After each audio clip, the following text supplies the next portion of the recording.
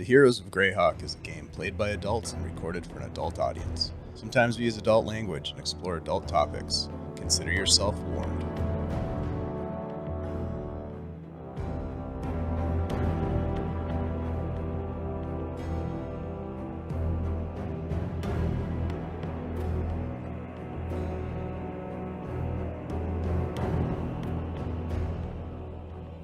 Hello, everybody. Welcome to the Superior Adventurers Guild. We're going to roll some dice here tonight. We've got some old dice, some new dice, some round dice, some square dice, and some dice that hurt when you step on them. My name is Dave, your humble dungeon master and host, ringleader for this here channel, this here game. I'm very excited because we are delving into what we are now calling our Heroes of Greyhawk side quests, which are adventures, one-shots, short shots, perhaps longer, that are associated with or connected to or happening at the same time as our main campaign that we run on Tuesday nights. So if you want to hop in and hang out for these, you don't necessarily need to know everything that's going on in the other campaign, but it might help because there might be things that you see as connections. I guess we'll find out if that comes across in tonight's game. I am very excited because I am joined by a fantastic group of people. Look at these beautiful faces. Thank you all for being here, everybody.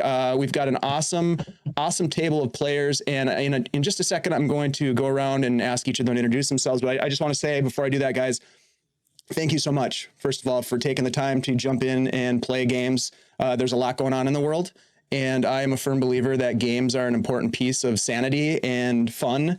And I'm glad that we're here to have some fun and maybe, sanity is a pretty strong word, first of all, because we're gonna get a little wild tonight. But I am glad that you're here to have some fun with me, so I really appreciate you all for making the time. I would love to go around the table here and have you introduce yourselves to folks that are hanging out with us, and tell us a little bit about who you are, where we can find you, and if you have any things that you want to promote or tell us that you're working on, whatever you got going on, please do so. Let's start with Ashley. Hey everybody, I'm Ashley. You may know me as Minnesota Muse. You can find me here on Tuesdays for the Heroes of Greyhawk stream.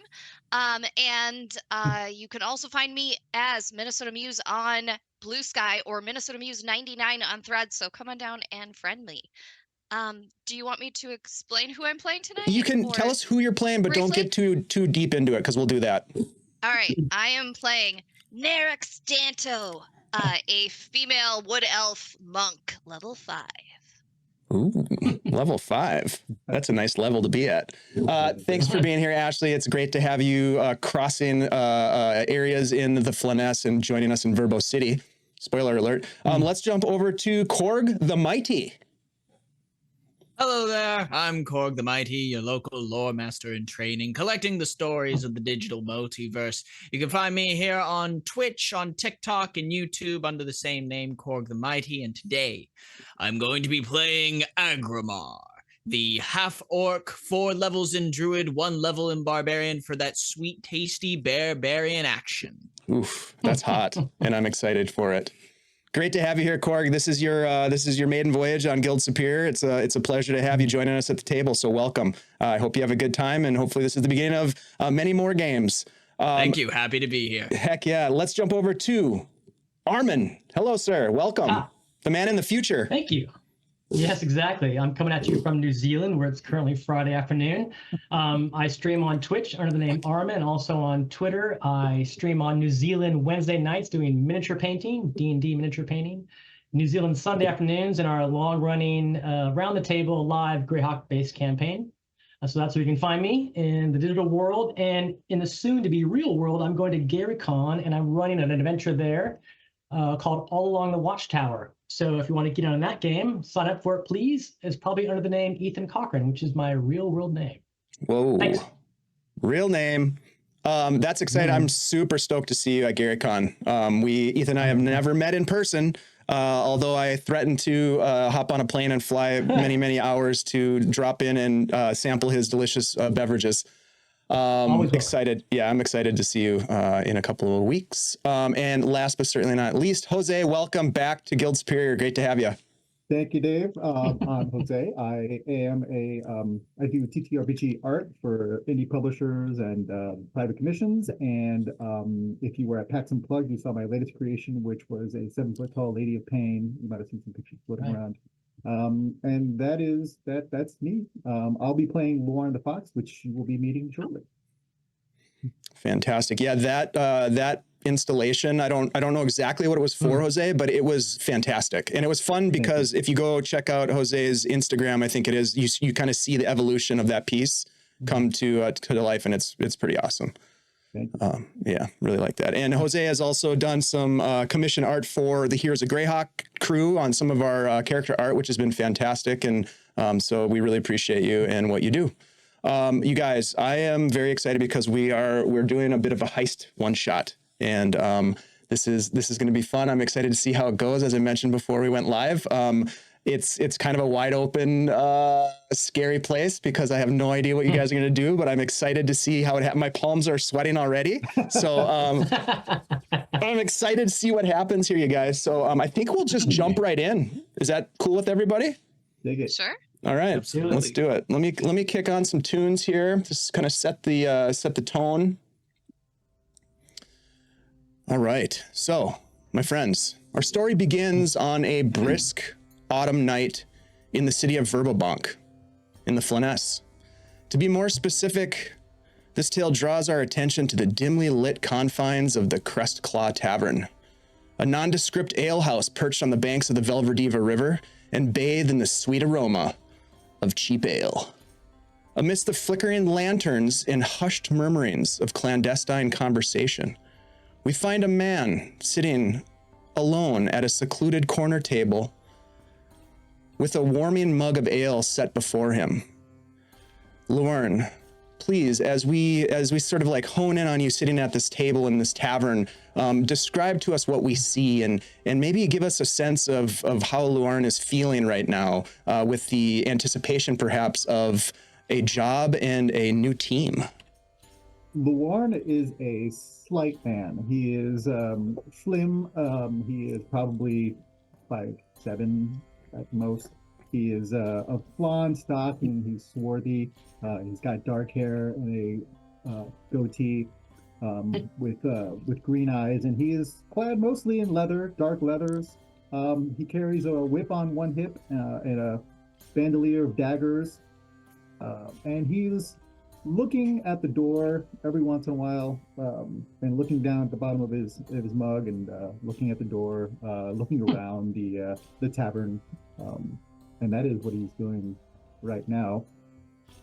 Okay. If somebody were to look closely, they could probably see that all his weapons have little teeny names written on them on the And to be honest, if someone is looking at Lauren that closely, they better watch out.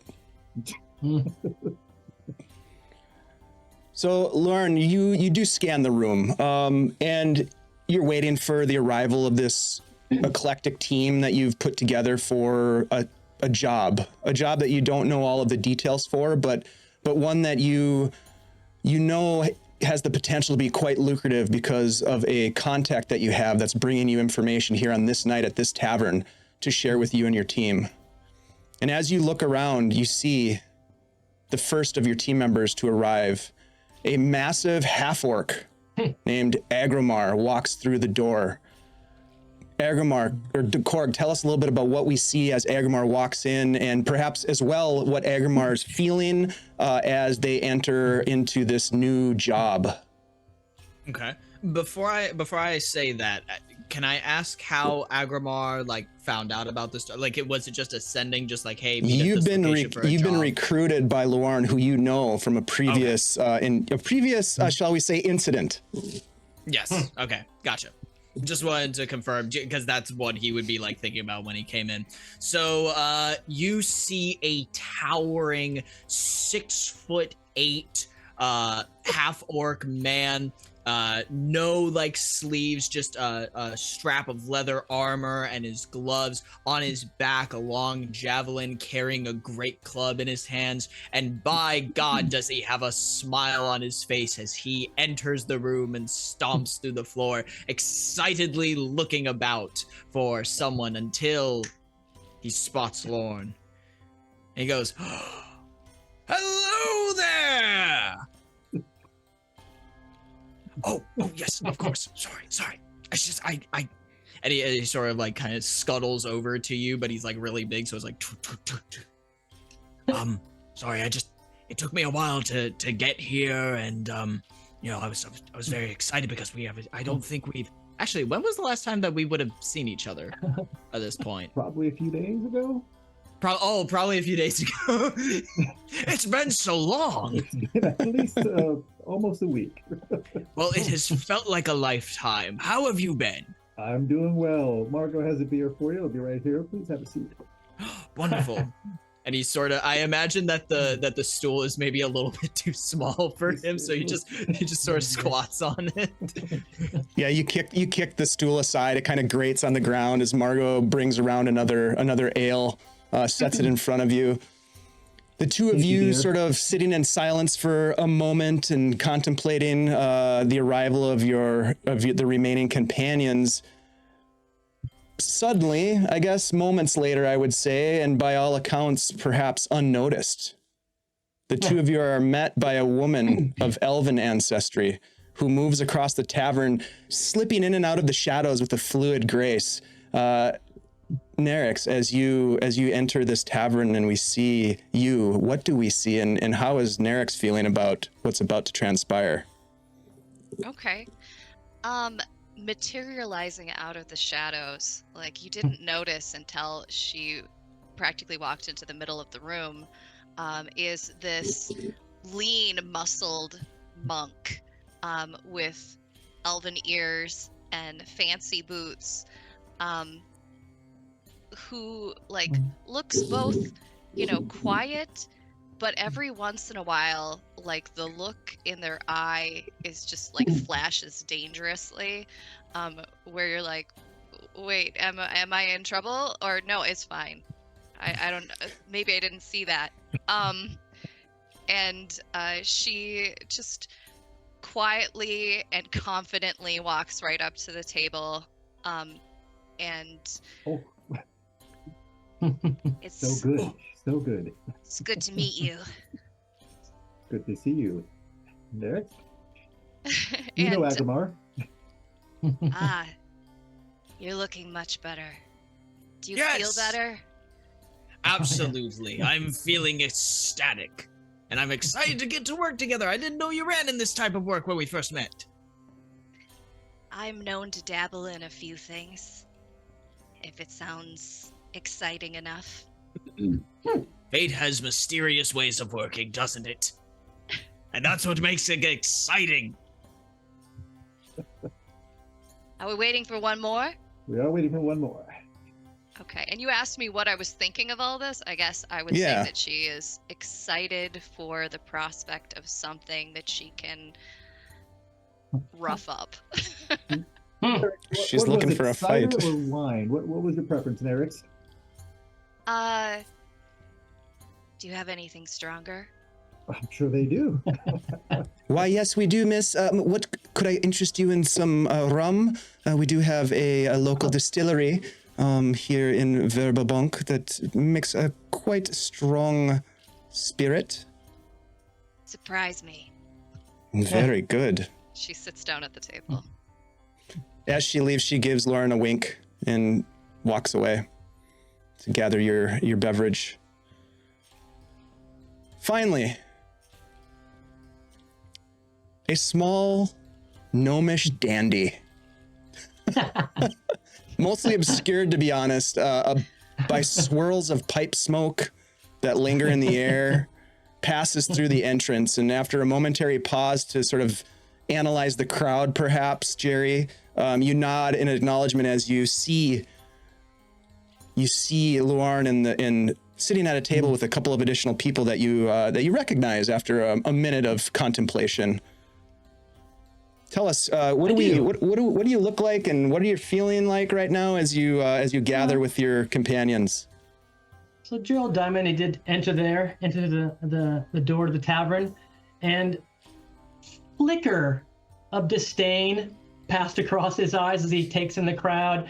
It's just a flicker, and he notices Lauren, who he has known for some time, as well as Agrimar and Nerix. He nods a little bit of recognition, and he moves his hand really quickly, and this kind of flare of light off his teeth, and a bing, a bling off his teeth, as if he had just cast minor illusion quickly, appears, and he walks over to the crowd. He is 3 foot tall, so it's kind of like a shark moving through the waters where everyone else is standing higher than him. He has been in the Crust Claw Tavern before, but it's not his normal haunt. He, just having moved to Verbo City a few months back, he spends most of his time in the Gnomish Enclave and away from the river. But he's come to befriend Luarn and is interested in the job, the prospect that Luarn has to offer. Perhaps interested a bit too selfishly in a way that might raise his station to one he thinks is more required for someone of his intellect and ability. But at that, he sits down and nods to you all. Agrimar, good to see you've recovered. Nerix nods to you carefully. Warren. Agrimar gets very excited and he just goes, oh, friend, I was concerned. Oh, sorry. I was concerned. The last time that we spoke, you told me to climb a tower, and when I got back down, you weren't there. Did something happen? Something came up. Don't worry. It's all Were you taken by a giant owl? Yes, were you taken by a giant owl? Yes. You'd be surprised how often I've seen that happen. Eyes connect with Nerix and Lauren and roll slightly in his head, but yes, that's what happened. How was it to fly amongst the clouds with one of those majestic creatures? Easy, a bit of feather fall to disengage myself, and we're all good. Smart man. I like it. He's going to be good on the team. That's why I hired him. FYI. Lauren, what's the team? What the team? What are we? What have you gathered us here for? Well, first off, what are you having? Well met. That's the first thing. Secondly, I am not quite sure. We'll be meeting my contact, I believe, this evening, and we'll get more details then. But in the meantime, very good. You settle in. The bar servers come and provide you with additional drinks, offering you some gnomish ales and other tasty drinks. They bring a pretty strong spirit for Nerix that stings the tongue, but has wonderful floral notes, sort of pine flavored, perhaps more of a gin than a rum, but still has a sweet sort of sugar aftertaste to it. As you sip it down, it warms you on this, like I said, an autumn day where you might see perhaps wisps of snow in the air, nothing accumulating, but a chill, maybe crystalline precipitation, as it were. But you sit together here at the Crestclaw Tavern, this hand-picked crew that convenes their conspiracy of unknown detail.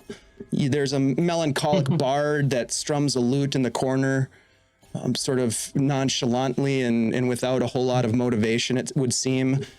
This isn't the kind of tavern or establishment that you frequent for a raucous body time in Verbobonc. This is a quiet place where people come to speak of things that perhaps should be not spoken in the general public. There's a flickering lantern light that casts these dancing shadows across the worn table that you sit at, some sort of a heavy oak table. There's patrons that about, and they know better than to meddle in the affairs of others, even when Agrimar is sort of, talking in his loud, excited voice. No one really seems to notice that much here. People understand that it's best not to meddle. This place, which is known to most people as the Claw, it's a perfect place to hatch plans and form alliances, to plot schemes, broker deals, that kind of thing. And this is where we begin our story tonight. With that, the tavern door swings open, and in a very graceful entrance, without much fanfare, a stout dwarven figure enters, without much notice, as I mentioned. Aside from Lauren, who knows the man and knows that he's coming, knows that he brings information, potentially lucrative information and most likely valuable and potentially dangerous information. The dwarf's eyes scan the room for a moment and then lock onto your table. And as he walks forward, you see on his lips a sly grin, Lauren, and on his forehead a raised brow. And he intercepts the server and has a quick conversation, points at the table, and then continues on. He takes off his hat as he joins you and shakes off his cloak, hangs it on a peg, and looks at you and says, "Well then, Lauren, and others, I'm Philadrin Karst. It's a pleasure to make your acquaintance and to see you again, my friend. May I join you?" Please have a seat. Thank you kindly. It is We'll be right over. It is brisk this night, but I bring information that could warm your sensibilities. But before we talk business, perhaps that drink. Ah, yes, thank you. And you watch as, what was her name again, Jose? Margot, thank you. Margot comes back with a platter of ales, dwarven stouts to be exact. He says, "I took the liberty of ordering a round for you all. I hope you enjoy it. It's one of my favorites." It's a big frothy mug of stout. It's kind of like, coming over the sides of the mug as you hoist it up and take a smell. It's got these roasty notes, caramely notes. You do know me, Philadrin. You do know. Well, for those of us who have not met, Lauren and I have known each other for some time, and we've worked together in the past. He has assured me that you are some of the best, which he kind of looks around, and if you were to roll an insight check, you'd know that he's not being fully truthful. He says, "And by the looks of it, you probably are." Could I make an insight check on that? Yeah, absolutely. Just to see if I... My three, and thieves can't. I'll say my three sticks. Exactly. Aha, of course. We're more just available than good. That's a 9 on the insight check.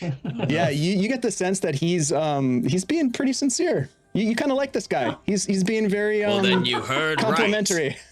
Exactly. Well then, I suppose we cut to the chase. He takes a big pull off of the draft, and he's got like the beer all over his mustache, and he takes his sleeve, and he's dressed very nicely. You can tell he presents himself as someone who's got capabilities and means, although he does have I would say habits and behavioral elements of sort of a someone who maybe grew up on the streets. He lets his accent slip every once in a while so that it sounds as though he's sort of like putting on airs at times.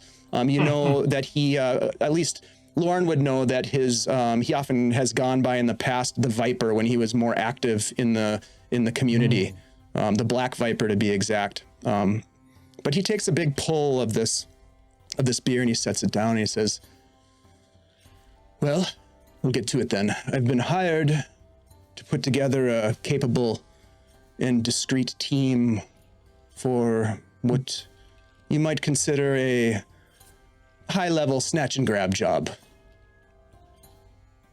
High level meaning potentially high risk, potentially high reward. It's the best level. Indeed, I like you." What He kind likes me. of object are we trying to get? Well, that's the interesting thing. It's not what you would normally consider to be something that men in our line of work or women would be interested in, but, well, let me start at the beginning.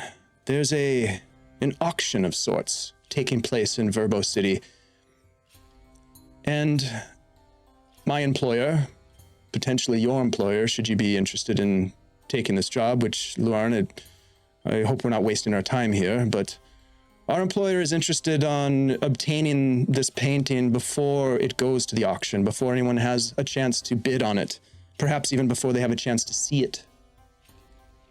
Now, I can tell you a couple of things. The auction is being held at an unknown location. Part of what you're being hired to do is figure that out. I've heard through my network, some of my dogs, if you will, have uncovered some information that there's chatter about an auction sometime in the next week. This painting, from what I've been told by my employer, it's old, valuable. I don't know exactly why it's so important. That's none of my business, to be honest with you. My business is to know that it's valuable and that they're willing to pay quite a bit. And you can see, Lauren, that his eyes sort of like get big as he says this, which is something that you've not noticed before. You've not noticed him get that excited. You know that his motivation is monetary in a lot of respects, even though he is a man of principle. But he seems to be very excited about the payoff. His principle is stealing things. He hasn't told me an amount yet, has he? Has not. Okay. What are we talking about exactly, Children?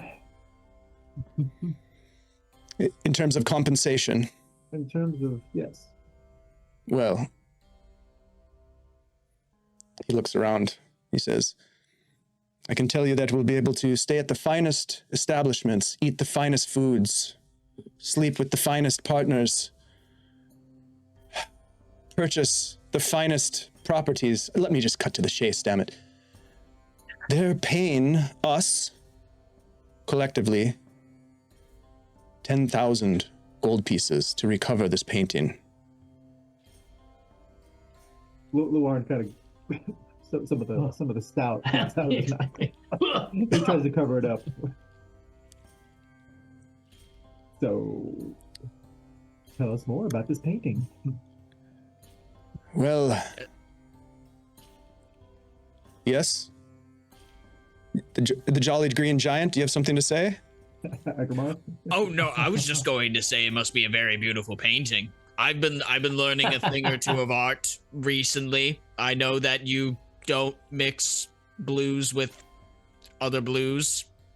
That's a lot of money. It is. It is. Is it safe to say then that we have an agreement that you will help with this job? Because if I am to share more information, of course, it would need to be understood that we're going to work together. Oh, yes, of course. I'm in the strictest confidence as per usual. Very well. And your companions, I assume that I can trust them as well then. He looks at all of you. Nod my assent. Big thumbs up. Everybody, aside from Lauren, roll a persuasion or a deception check. Your choice, based on your sort of response to this query. You said perception or what? Or deception, sorry. Yeah. Persuasion or persuasion or deception. Yep. All right. Yeah. 18. I got a What's up, Ty? Hey, got a Bleak. 13. Okay. Gerald? 18. And Nerix? 7. Okay. Who exactly owns this painting? Yeah. And Well- what will they do to us? Does he get the sense that you are, based on that roll, because he has a very high passive insight. Are you in? He looks at you, Nerix. Can I count on your discretion? I'm the soul of discretion. If I can beat a few people up, I fully invested in this job. Well, okay then. I really hope you have someone to punch, because it looks like you have some things to work out. Yes, you've been holding on to your fist this entire time. Oh, really? He's like, Lauren, cracks. can you see to it that your companion here has someone to punch? Oh, I'm Someone sure to punch. I'm sure it can be arranged. I'm sure. Thank you. Well, here's what I can tell you more. The painting is called The Eye of Twilight. I do not know who is in current possession of the painting. That's for you to determine, for you to find out. There's a bit of groundwork that needs to take place before this auction is to be held. Our employer wishes to remain anonymous for now. As you can understand, I'm sure, Luarn, Of course. if something were to go wrong, there would need to be some plausible deniability for this individual. Because he'd never heard of us, he's never met us before. I can tell you that my read on their intentions are good. This painting is, as I mentioned, old, and there are certain, how shall I say, rumors about it that have been divulged to me. Now, whether or not they're true, I mean, take it with a grain of salt. But as I said, my dogs do have ears and they listen. And there has been a bit of chatter. The origins of this painting are unclear. Some have said that it predates the twin cataclysms. Old indeed, my friend. Yes. There are some rumors that there is a magic associated with it, and by the knowledge I have of our employer, it is likely that this painting is somehow enchanted in some strange way. I trust that you and your team will be able to find out more to elucidate additional details, perhaps, of its import, where it's being held, and when it can be intercepted. Do you happen to... Oh, sorry. Go ahead, Lauren. No, I was just going to say, so we don't know the current, we don't know its current whereabouts. Do we know if this is an auction being held at an actual auction house, or is this on the down low? My guess is that it is a clandestine auction, perhaps by invitation only. I guess it'd be taking place in some somebody with a lot of money, is my guess. Oftentimes these high-priced art, well, maybe not the case for this magical one, but oftentimes they're a money laundering scheme that the rich use. So somebody wealthy, that's number one, I can tell you is most likely in possession of this. That narrows it down a bit. Very astute. And our employer, you're not at this point willing to divulge his or her name. This is correct. If we knew the society within which this person moved about, it could help us in performing this job. Are they a civic leader? Are they in the military? Are they a patron of the arts? Smart as you should think. Are they a merchant? Are they a cleric? Can you give us any suggestions? Are they secretly a squirrel? Are they a secret squirrel? Roll a persuasion check. Which one of you? Ugh. 6. Jerry. Suffice it to say, my gnomish colleague, this individual is an interested party from outside of Verbobonc. I wish I could tell you more, but it's, in my opinion, inconsequential to the task at hand. I see. And I have been sworn to confidence, which we all know is of the most import in this line of work. Indeed. I'm sorry, go ahead. But the question in my mind is, what is the subject of the Eye of Twilight? What is it a painting of? Yes. What sort of artistic rendition could be this important? How do we recognize it if they don't just tell us the name of the painting? These are good questions. Good point. Is there a little plaque on it? That's a great question as well. Is the name of it written onto the painting itself? Just the Eye of Twilight, and that's it? That would be good a branding. giant eye. That would be on brand, yes. It's probably just a white canvas with a blue dot on it. Exactly. It could be Surreal. abstract. That is true. I have not seen this particular piece of work, so I do not know. I would imagine that's part of our legwork. I've already have a few galleries I'll be visiting after we. And the artist is unknown. Is that correct? Well, I have heard things, but I do not believe them in the least. I don't believe in Well, the do tell. unknown. Somebody knows. Somebody Maybe we knows. don't know. Perhaps even the buyer doesn't know, but somebody out there knows, and it's our job to find that person. If the rumors are true and this particular piece of art is as old as I've heard, then, well, it's likely that the artist is long gone, but there may be connections to other pieces of art. I don't know the answer to this, but perhaps, Lauren, with your contacts here in the artisan community, you may be able to gather some additional intel, which could be helpful to your quest.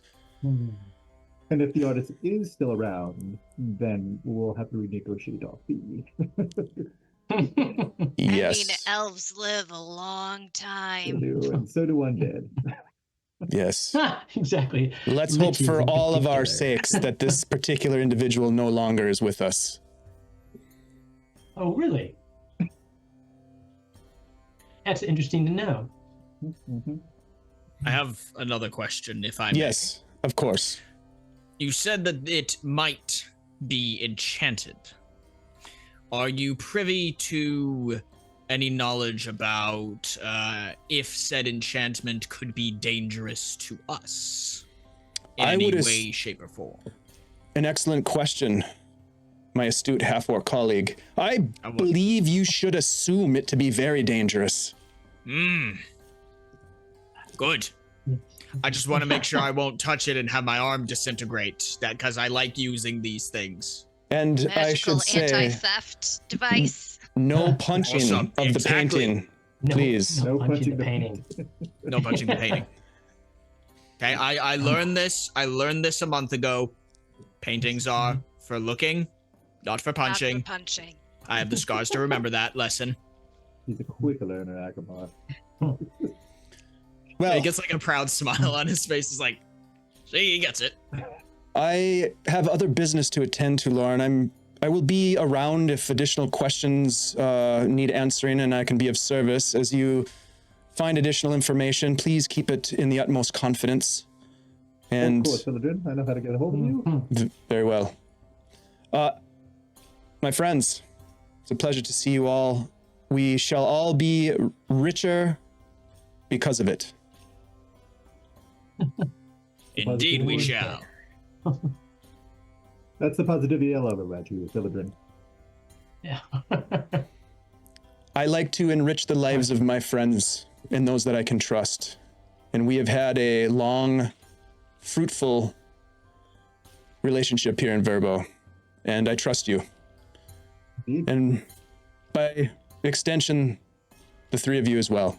Good luck and good night. And he dons his cape, he puts his hat back on, and he downs his ale, slams the mug on the table, and turns and walks towards the door. As he turns, out of my vision, with it not seeing me, I'm going to cast the cantrip Friends upon him and say, Master Karst, one more question after I cast that. What's it's a wisdom If save? I may. I think it is. What's the save DC? Well, I rolled a 13. Yeah, for the duration of advantage, all critical checks directed at one creature of your choice that is not hostile to you. It doesn't say a save. Creature prone to violence minded. But after the spell is over, they know I cast the spell upon them. Okay. And it just gives me advantage on a charisma check. So I was just going to ask him as he turns and I cast that and say, Master Karst, is there anything you can tell us that will guarantee, or anything more you can tell us that will increase our success and therefore yours as well? And I rolled, holy shit, I rolled 2 natural 20s. What? Yo! Big I wanna- roller. I want to show the desk, but I don't want to move Lift the the camera desk around. up. Lift that desk up.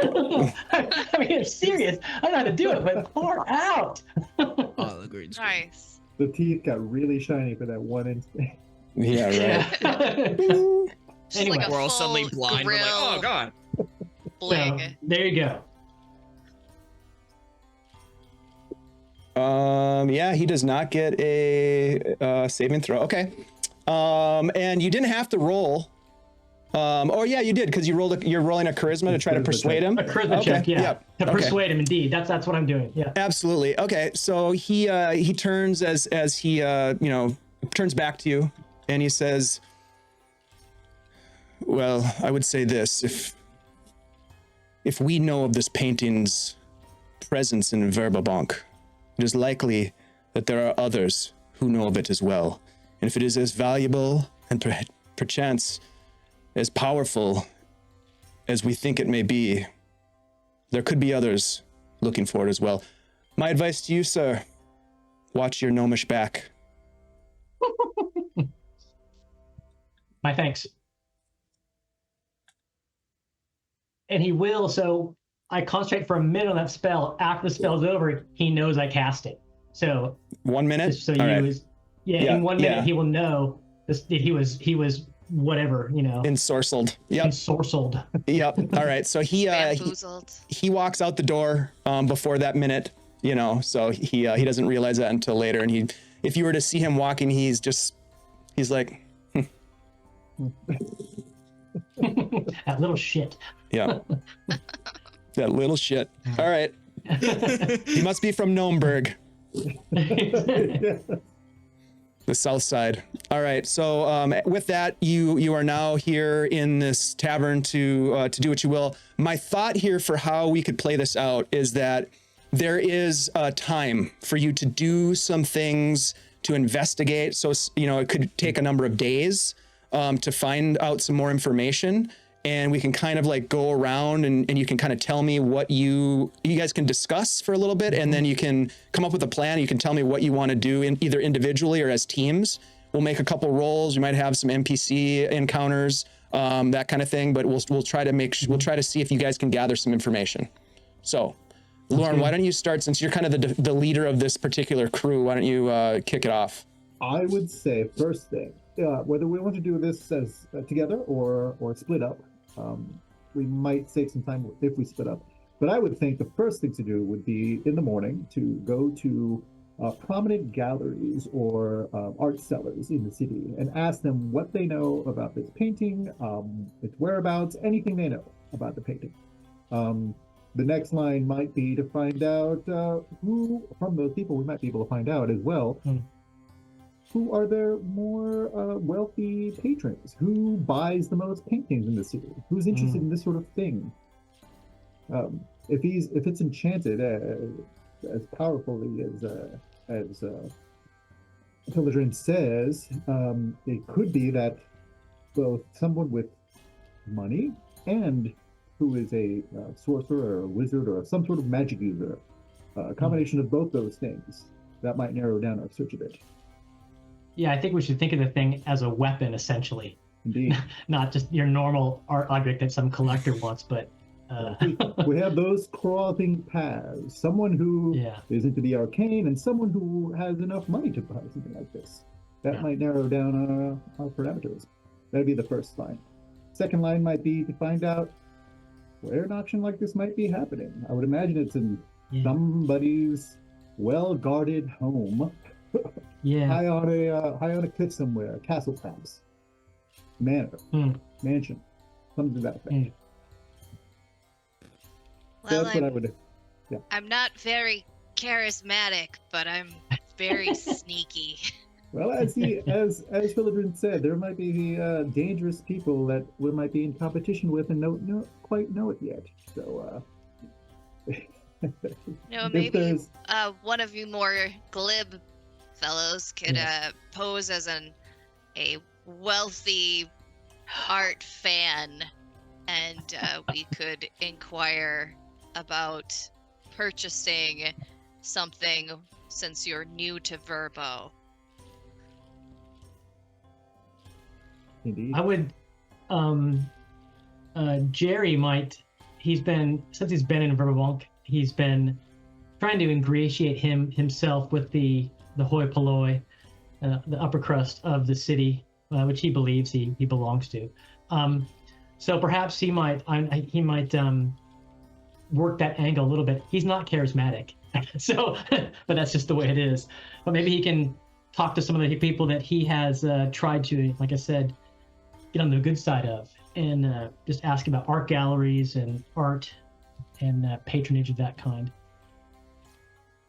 Perhaps we should do teams. I don't know, like Jerry and Agrimar as a duo, just in case something goes down, and we need a little bit of muscle for either one, and maybe Nerix and Warren. I don't know, but it might be reasonable to do 2 teams. I don't know. I think as far as gathering this information from galleries and purchasers, that might be a good idea. Simply to save some time. Yeah. We don't know when the auction is, right? Exactly. I don't know when it is, where the painting's being held. If Or what it looks like. Or what it is of. Yeah. Thanks, Dave. No idea. I didn't want to make it easy for you. Exactly. Could we like learn how to paint ourselves and paint a replica of it and just be like, here it is. You don't know what it looks like either. This is it. Here we go. That we would got be it. like that'd be an art school montage, which would be really sweet. Exactly. Yeah.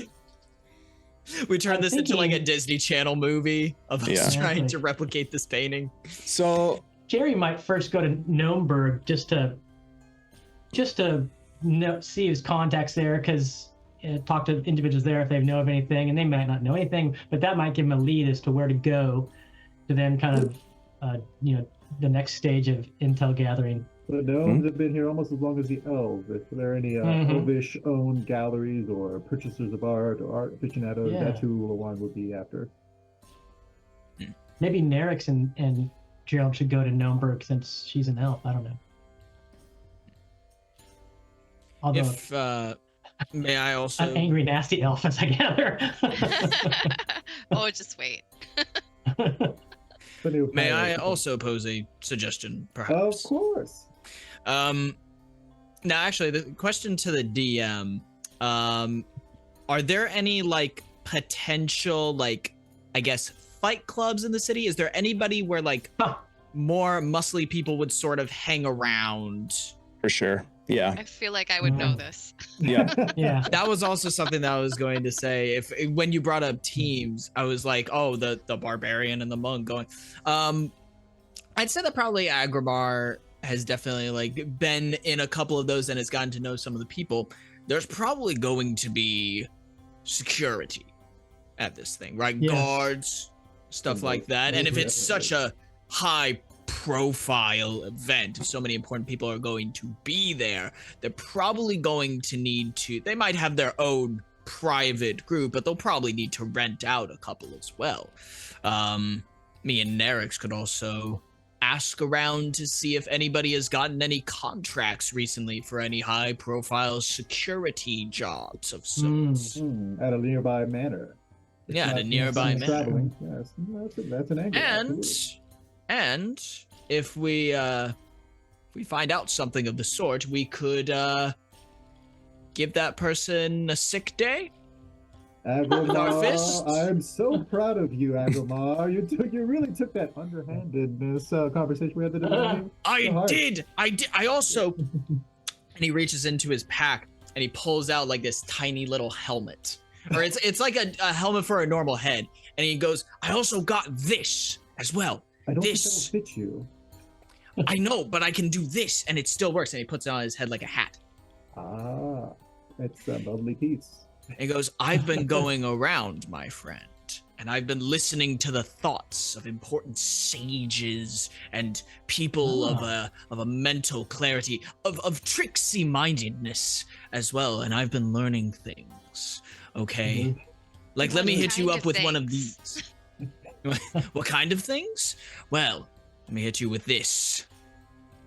1 second. I have things to pull up. Are you listening? apples, flour, and meat. I heard this from the mind of what I believe was a priest as he was walking through a market. Such a wise and esteemed individual. I thought to myself, that seems so simple, right? But then I realized apples represent vitality. Flour represents the strength of the spirit, the grit of the earth. And the meat represents the strength of the body. These are the things which we must aspire to, and I believe that I have been able to implement this. I'll give that one to you for free. The other ones might cost more.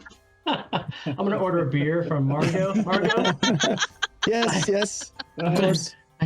Another round. Agrabah, Thank you're you. nothing if not a man of belief. Yes. Cheers to that. Well Man said. of meat. So I have think heard. you're I've, onto something. You should keep that up. I've heard a lot of I great thoughts here for investigations.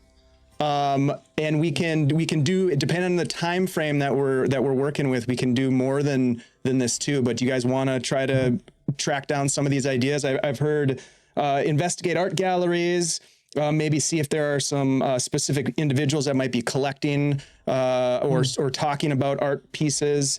Someone mentioned posing as a collector, perhaps during that sort of investigation.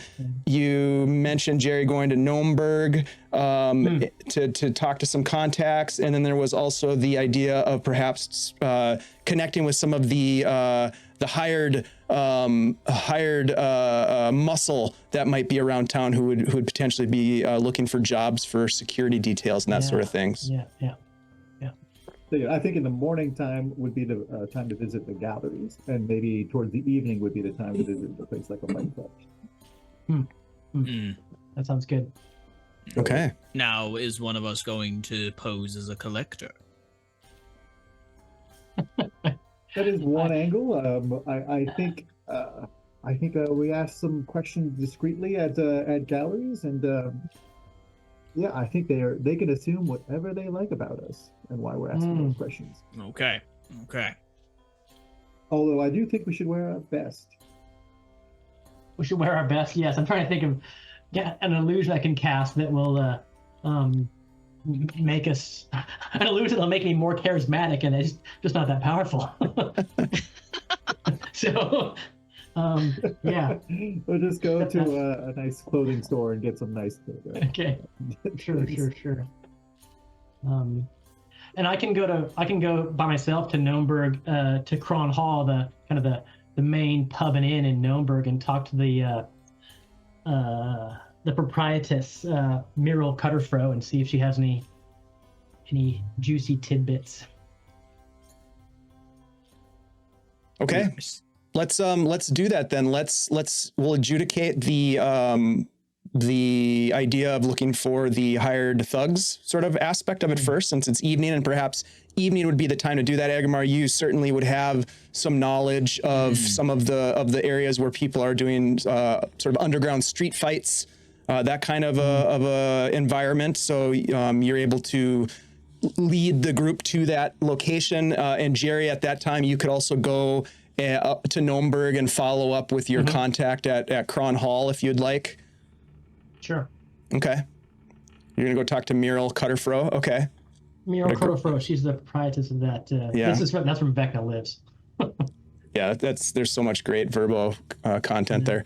Okay, so let's start with the Fight Club. So you start to ask around, Agamar, and you find out where the night's festivities are, right? And it's in a place that you've been to before. It's in the lower level of a warehouse that is often cleared out for organized fights. There's a considerable amount of gambling that takes place around these different fights, of course. There are some local champions, and being a city of great commerce, and the amount of travel that takes place along the Velverdiva, there are other visiting fighters that will oftentimes come to town and try their luck at the local fights, try to take down some of the local champions, so to speak. But Gotcha. yes. Do I know of any of the high-profile names in this place? Any like a champion that I would know, or the person who runs it, or anything like that? Yes, you have a contact named Craig. Okay. Craig Stonefist, who is another fighter, somewhere sort of in the middle of the pack in terms of skill and esteem, but a contact nonetheless. I just want to say you just brought out some of the inner child in me, because the very first character that I ever made for a long-term campaign, and the first campaign that I ever finished, was named Gron Stonefist. He was a Goliath. And the moment you said they're Stonefist, related. I was like, oh. Maybe they're related. A lesser known cousin. Yeah, lesser known Gron's cousin. He's only mid good. Yeah. Right. He is indeed sort of like in the middle of the skilled fighters, but someone that you know. And you're able to track them down at one of these fights. There are people in the ring fighting right now. Bets have been called for this bout. And what do you want to do when you get there? Well, first of all, who are you taking with you? Who's all going to this particular event? Okay, we got Nerix. Okay, Nerix, Lorne, and Agro. Okay, all right. And we'll jump to Gnomeburg here in a second as well. Should Lorne go to Gnomeburg as well, just so we don't fully split He's with the party, you. Or? Yeah, he went with you. Okay, fantastic. More the merrier. I'm amongst my own kind. I'm good. Yeah, he might work better if he's just the gnome goes to Gnomeburg. Exactly. Yeah. Okay. All right, so we're sort of walking along and sort of getting into the establishment, and I'm leaning over to Nerix and Lorne, and I'm like, guys, listen, around this area, I tell you, they have some great chicken that I've had. You only get food poisoning like maybe 25% of the time. But let's see if I can see. Oh, is that him over there? That Craig! chicken sushi ship. Oi! Craig! Agro! Oi! Come on over! And he just kind of like trudges over. Come on, guys. This is Craig. This is Right with you. one of my friends. We've beaten each other up like about 20 times. That's true. Pleasure to meet you. Are you fighting tonight? I don't know. We're actually, I'm just here to watch. we're in need of some information. Information. What kind of information are you looking for then? Yeah, God, I'm trying to imitate the accent that you're putting on. How dare you? How dare you Stay in your steal my lane. accent? Stay in your lane. Don't cross the Funny. accents. That's right. Highest form of flattery. Yeah. All right, so we If you're- are, If you're asking on who's going to win this next fight, well, I think it's the smaller of the two. Look at him. Look at how he Who's dances fighting? across the ring. I don't know what the names are, but the likes of that one right there. And you look over, and there is an elven man with his shirt off. He's got scars on his chest, and he's sort of like bouncing around the room and kind of doing these little moves. And there's a larger human who's built, like just stacked. Almost you'd mistake him for maybe having some orc blood in him. Maybe he is half orc, who knows? But they're kind of like squaring off at this point, and the crowd is cheering, and booze is being spilt, and people are like fists of coin purses in the air, and sort of that sort of thing. I really want to, but for now, I'm looking to find out if has there been anybody by here looking for some hired muscle for a very large, very potentially hush-hush event? Any types around here that aren't typically... With jobs, looking for jobs, that kind of thing. You're looking for some looking work, for is jobs. that it? Yeah, If you're looking to be hired Yeah, muscle, something good. yeah. well, I might know of something. I might know a little something, but I don't want to take jobs out of the hands of some of the boys and that sort of thing. What kind of a favor will you give me if I help you out finding a job? I mean, that's a pretty big deal. Give me one moment, and I'm going to turn to Lauren and Eric. All right, I have an idea about what we could give him. Actually, quick question. He wants to fight, right?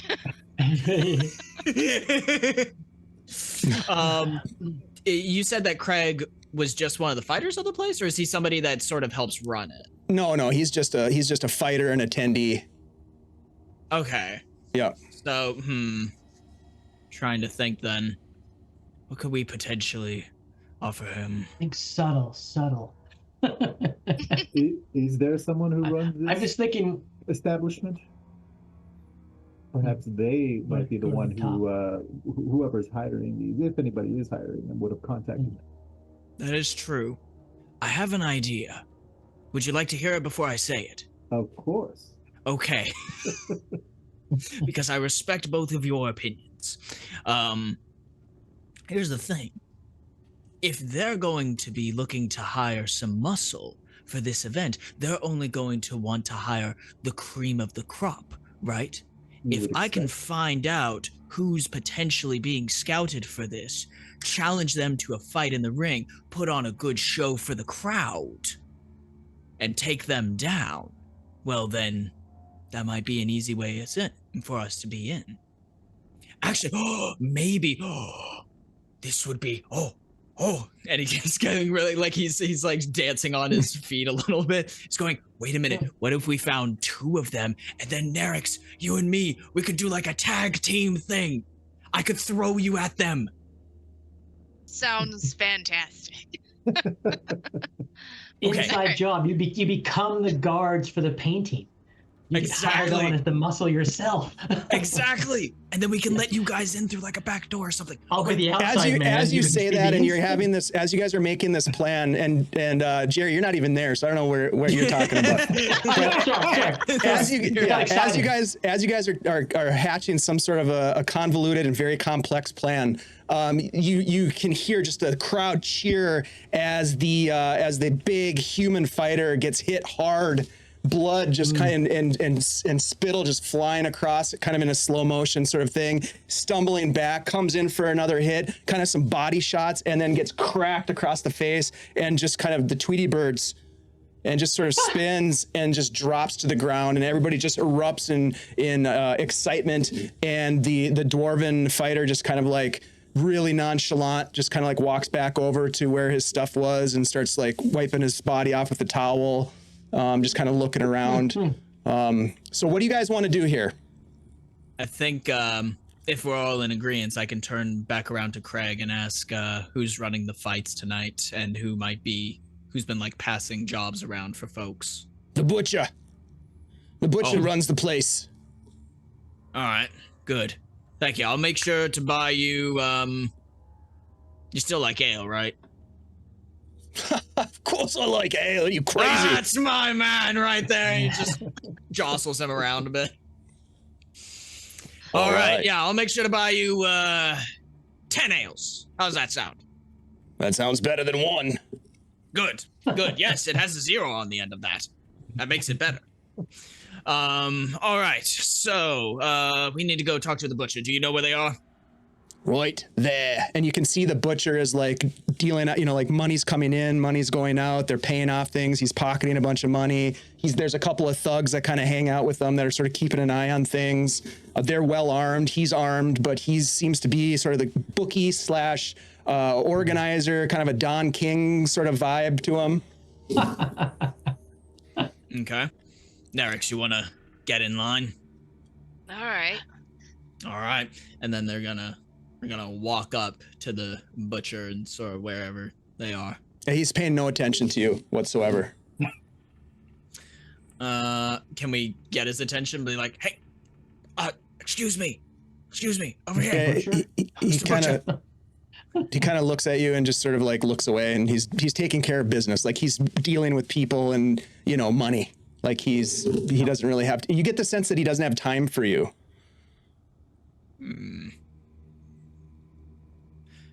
I could try and get his attention in a more upfront way. Are there any like candles or torches near him? Like There are lanterns that are set upon barrels that sort of illuminate a lot of the space where the fighting is taking place. Okay. No, there's no torches or candles, but there are lanterns, and there's probably a sconce or 2 in the brick wall of one side of the warehouse. I will take my hand and I will change the flame in the lantern that is near him to blue and make it like slightly flare for a second. Okay. Just trying to get attention. Yeah, I mean, he takes note of it. He looks over and he's like looks around for a minute.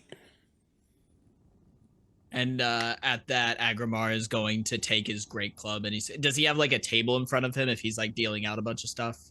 Yeah, there's a table. There's like a stool and there's a table there. He's standing behind the table.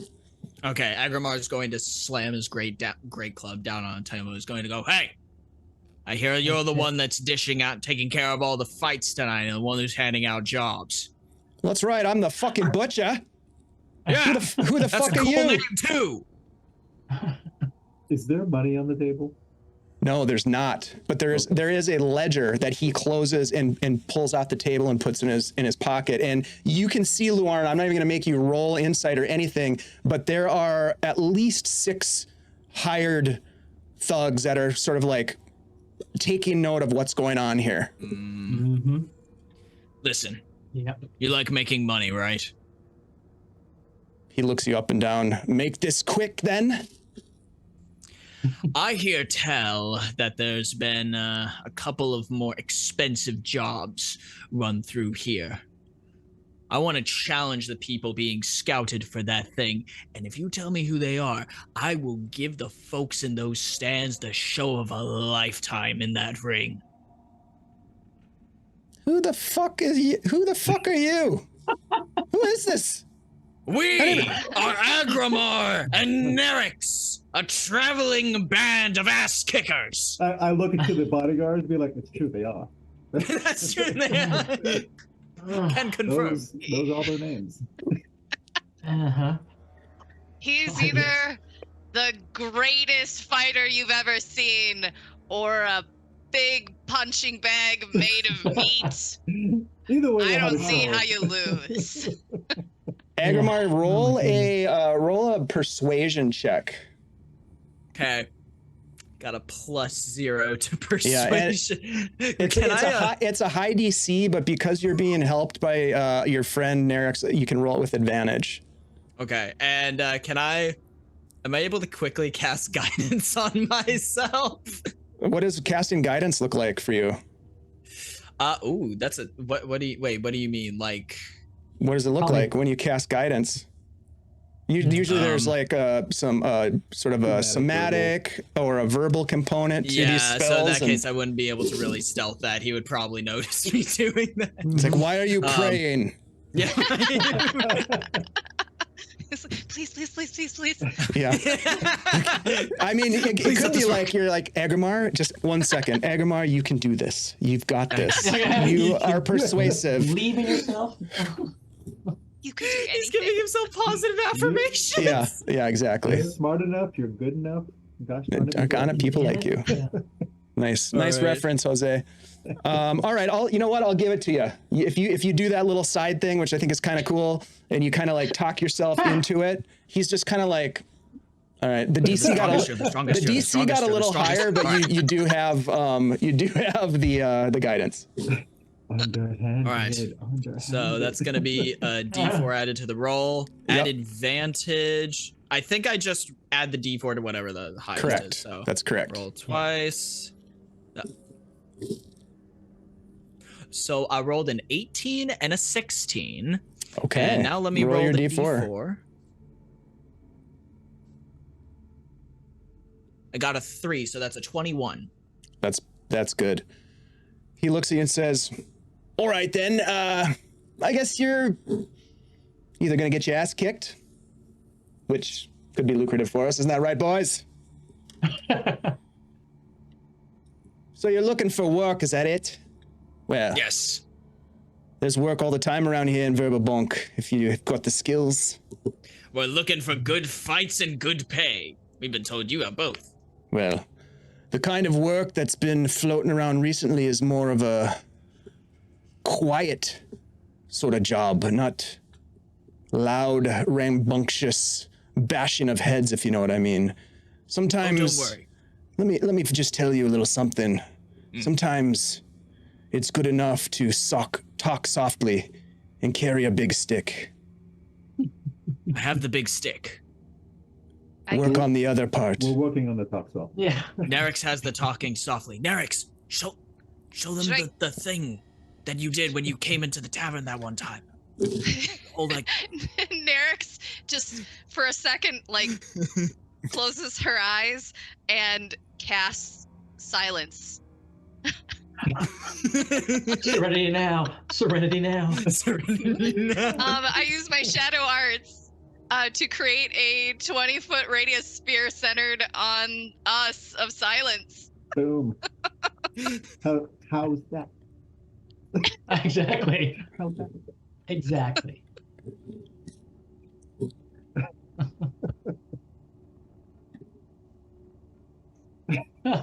She dismisses it. That was unnecessary. Now, You said you wanted quiet. I don't know. but impressive. agreed. Look, there has been a bit of a to-do with the upcoming conclave. There are some, VIPs in town who are looking for some added security. For what reason, I don't know, but the pay is good. The conclave, of course, you know what I'm speaking of, yes? At the Abbey. At the Abbey of St. Cuthbert. The annual Yes. conclave.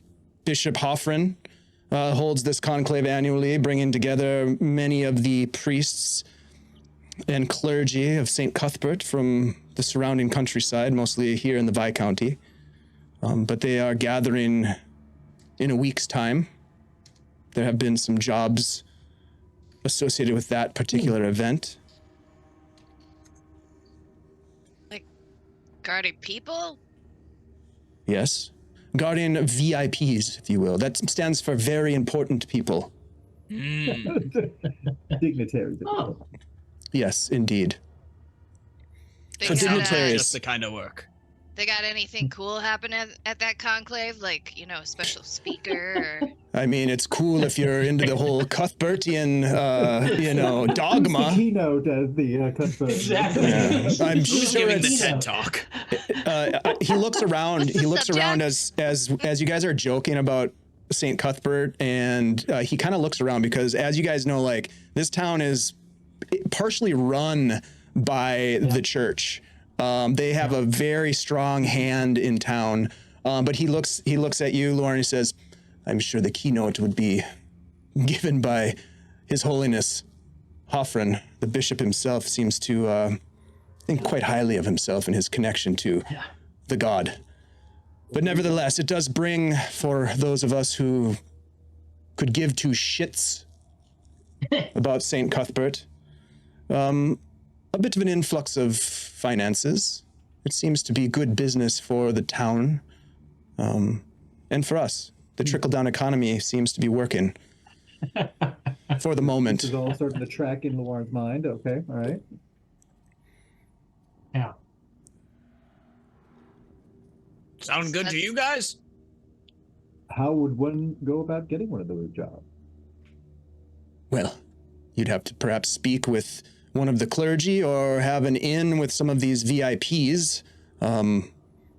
It's hard to say. I don't have those types of contacts directly, but there are a variety of religious leaders about the city. Perhaps making contact with one or more of them.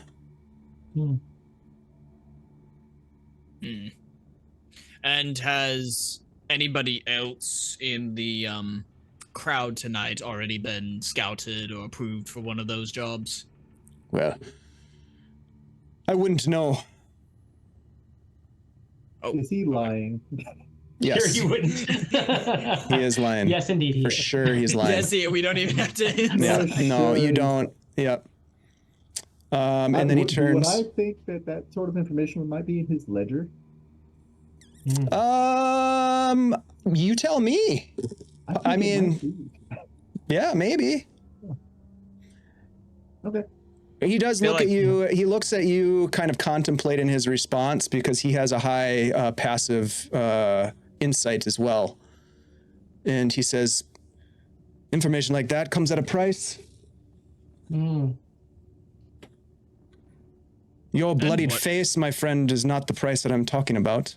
Although that would be quite nice to see as well." Who was he No talking offense. to? He's talking to Agrimar. No offense. It looks like none your taken. face has been bloodied many times before. Oh, it has, and so has true. others. Most perceptive of you. Well, if our other avenues of inquiry don't pan out, perhaps we'll be back and you can earn some coin. Sounds wonderful. Now about that fight. And so basically what we're going to do, because we're not going to go into and adjudicate an entire fight, what we're going to do is we're going to have you go up against the champion, or one of, maybe not the champion, but one of the fighters.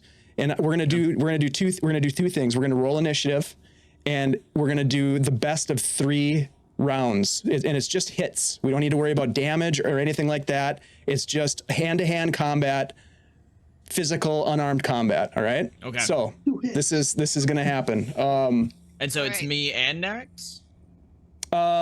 Only one of you would be getting into this fight, into this You go particular ahead. fight. Nerix will basically cast Pass Without a Trace and like weave through the crowd and see if she can get some information, like Okay. some juicy gossip or Nice. something about this event. Okay. So I'd like to that's great. think that Agrimar and Nerix are just they're like, oh, only one of you can go in there, and Agrimar's like, I mean, if you want to go, I can. And you're like, oh no, go ahead. And he's like, all right, I'll go. But where are you gonna? And then Nerix is just Gone. gone. Oof. Batman's out of there. Yeah. He's like, All right, Agrimar, give me an initiative roll, please. We're gonna move All right. this along a little bit. let's see. I rolled a 9. I rolled a 14. Okay, so you as you line up with this individual, and it's the Elven fighter who had just won the previous match, and so he's out there. You have the initiative, so go ahead and make an unarmed strike at this right. elf. Thank you, Wily Hobbit. Great to see you, friend. Unarmed strike. That is an 11 to hit. He ducks out of the way as it goes past him, and then he turns and he's going to swing at you. Do you have 2 attacks per round? No, because I'm not 5th level. Got you. Injured. That's right. Okay. Yeah. So he's going to take an attack at you, and I rolled a 14 on the die.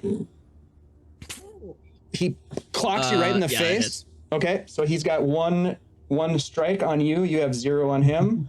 Go ahead. It's your turn. All right. Can you wild shape as a bonus, or is that did you take a different? That's cheating. Says here, what are the rules? I don't see any rules. I think we're just doing like basic unarmed strikes, so nothing fancy, right? Like no Okay, spells, yeah. no. Yep.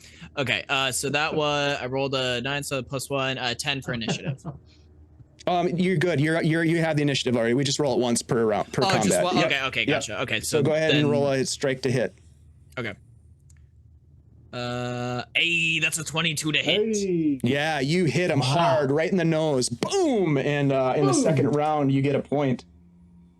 All right, he is going to kind of stagger back, and then he's going to drop down, and he's going to try to like knock you with a kick attack. Nice. That is a dirty 20. Woo. Yeah. So that he hits you with a kick, and it kind of crumples your knee a little bit. And that brings us into the ACL. third round. He's got two successful hits on you, and you have 1. So you want to hit him this time. All right.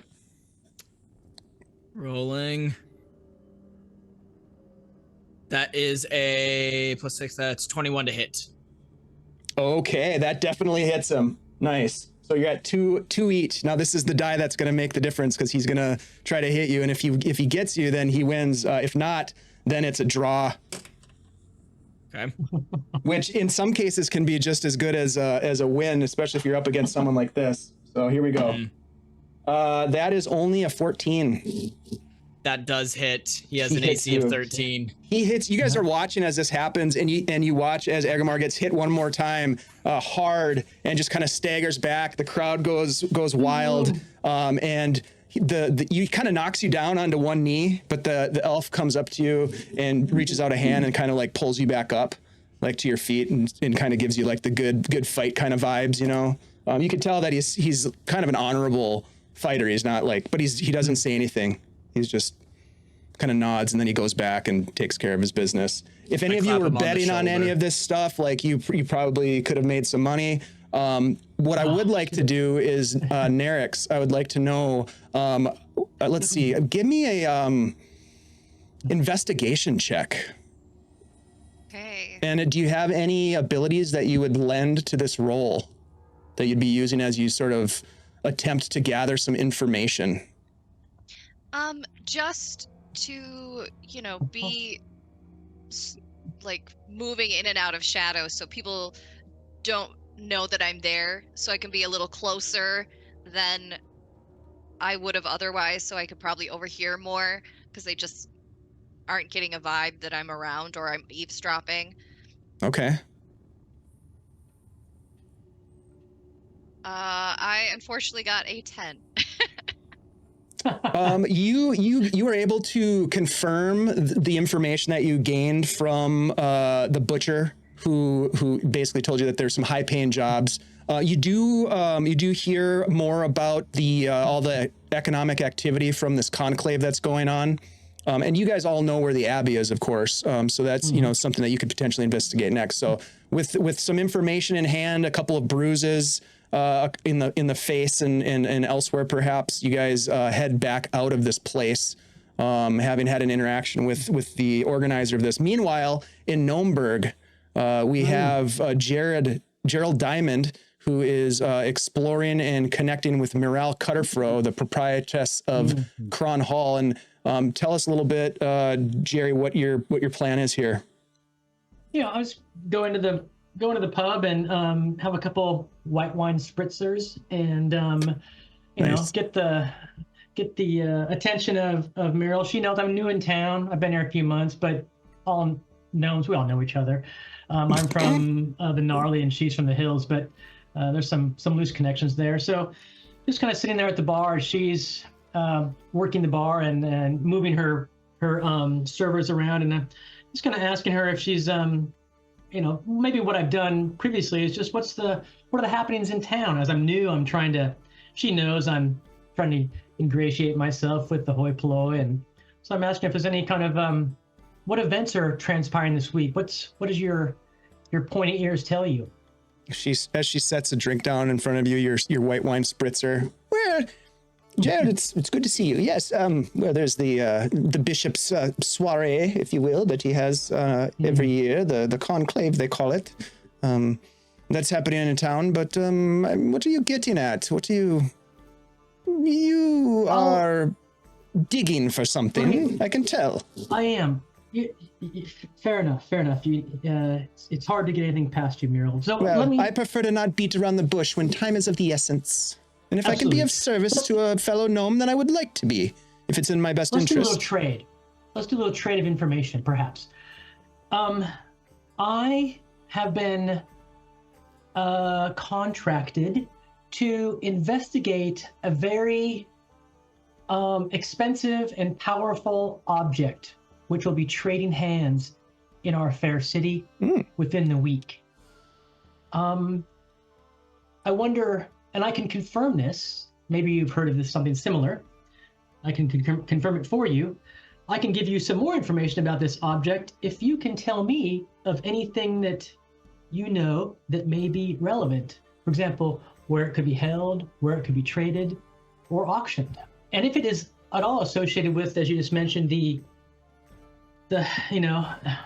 Lord of the Cudgel, Mr. Cuthbert, and his followers. Very pointed questions indeed. Let's not beat around the bush, as you said. Yes, this item, do you know more of it? Is it of a high value? Very. And of a artistic make? Indeed. And do you know from where it comes? Its origins, that sort of thing? If it is a piece of artwork, that's one thing. If it's a weapon of enchanted properties, that's another. Can I just say, what if it's both? Well, the one person that I think could possibly help you is an art collector that I'm familiar with in the High District. Teresa Lionette at Lionette Galleries. Do you know her? Elvin? I've heard of her. Well, she is very learned, and she runs in circles of great knowledge. Perhaps she has some sort of information about this particular item. Weapons are not necessarily her expertise, but certainly something of fine art. Well, I'm sure she's heard of it, if it's passing through Verbobonc. Understand. And I have been, and I'm going to whisper quietly now at this point, certainly. I have been asked to retrieve this item. And I realize, out of game, that I'm kind of giving away some of our secrets, team, but I'm trying to make a deal here. I realize that I have not given you much in return for what you've just given me. However, I can tell you that people who aren't the owners of this item want it very badly and are willing to pay a lot of coin for it. And when I find this out, I'll be sure you know as much as I do. Well, information like that could be of great value in and of itself. I'm going to drain my white wine spritzer. Refreshing as always. And get my hat and leave Cron Hall. Okay. Let's fast forward to the next day. Sure. And your plan to visit an art gallery, perhaps. You've had a chance to confer with each other. You know that there's this big event some people have been hired as private security for at the Abbey of St. Cuthbert, a large conclave, and you have a lead perhaps on Teresa Lionette at Lionette Gallery. Mm-hmm. Right. So we're back at the Claw, and changing notes. Tell me of what happened with you folks at the fighting pits. Lots of eye rolling on my part, on Jerry's part. Well, that's a good lead then. That was what I was going to do this morning anyway, so we can start at this gallery you found. Surely we can go to the Lionette Gallery. Perhaps, well, this Teresa Lionheart's Elven. I speak it. Nerix, perhaps you should take the lead with, of course, perhaps back up from your trusty right-hand man, Jerry?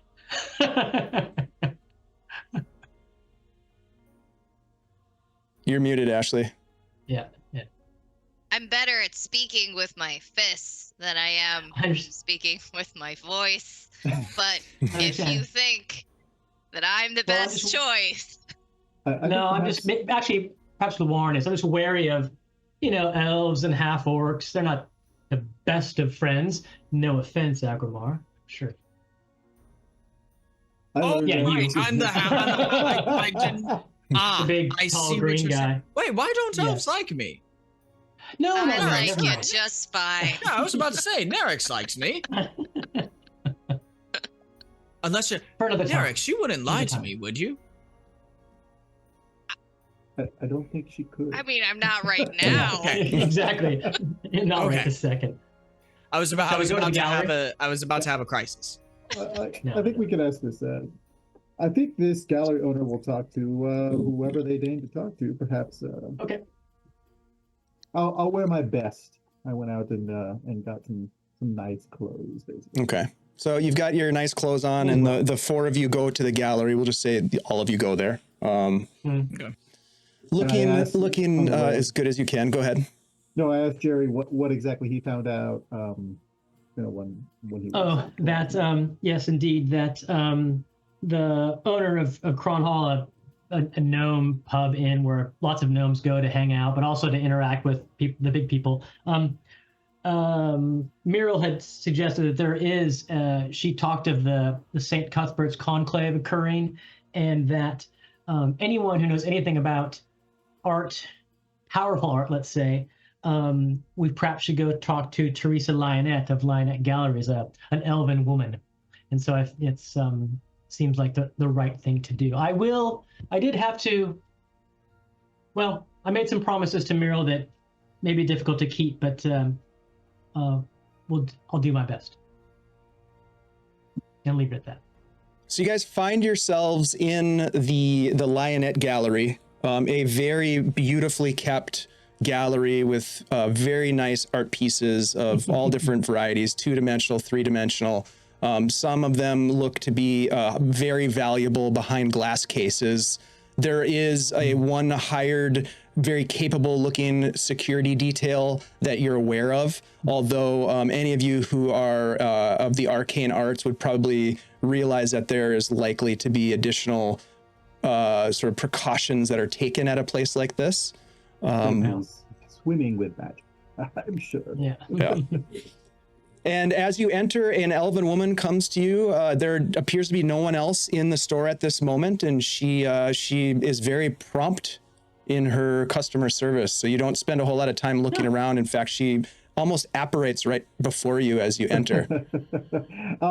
In my heartiest high elven, I will speak to her. Like, what was her name again? Her name is Teresa. Teresa. You must be Teresa?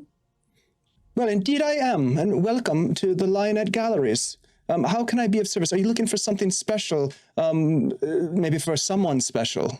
Oh, absolutely. You could say that. I represent an interested party. My benefactor is looking for specific pieces of artwork. He has given me a leave to inquire for him. And this particular piece, what was it called? And I'll pretend to go through my ledger and say, it was called the Eye of Twilight. And I look at her for any reaction to what I just said. Give me an insight check, Lauren. Absolutely. Good plan, by the way. Well, thank you. Insight 15. It's not so much that she reacts to the mention, it's the fact that she doesn't react to the mention. The idea that she is intentionally composing herself. She is very good at negotiating for pieces of art and that sort of thing. So you get the sense that she's familiar with this piece in the lack of expression. The Eye of Twilight, you say? That is what my benefactor told me. I see. And your benefactor is? I'm afraid he's paying me not to divulge. Of course, of course. He's a man of means and would rather be an anonymous bidder. Understood, understood. Well, I can tell you that I have heard of this piece. Are you familiar with the piece itself?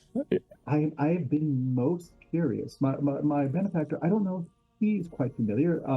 He, as I said, he's a collector, and he understands it to be quite valuable, and so he wants it. Could you tell me more about this piece? I can tell you many things. I have much knowledge of this particular piece. I also have some good information and good news for your benefactor. Although, as a broker of such items and a businesswoman, I would be remiss if I didn't inquire as to the degree of finder's fee for information, perhaps, on the location and history of such an item. What is your usual rate? Well, usually if I have the item in-house, it's a 10% fee.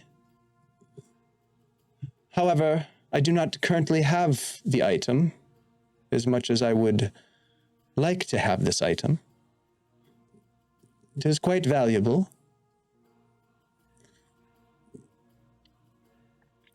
I'm sure we could work something out. Yes. Well, I can tell you that your benefactor is in luck. The item is here in Verbobonc. It is. Indeed.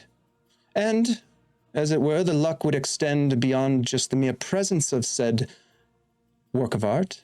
Yes. It is to be sold in just a few days' time. You don't say. I do say. Well, the fortunes shine upon me once again. So it is to be auctioned, you said? Indeed, an auction. Funny you say that. There is some inkling of an auction. Inkling. Yes, a very, well, elite guest list. And they're not coming to your wonderful establishment. Well, you do flatter, don't you? I appreciate that. This is not typically the type of item that... Are you familiar with the history, the provenance of this particular piece? I myself am not. I am quite curious, though. Well, it is a curious piece indeed. Old, they say.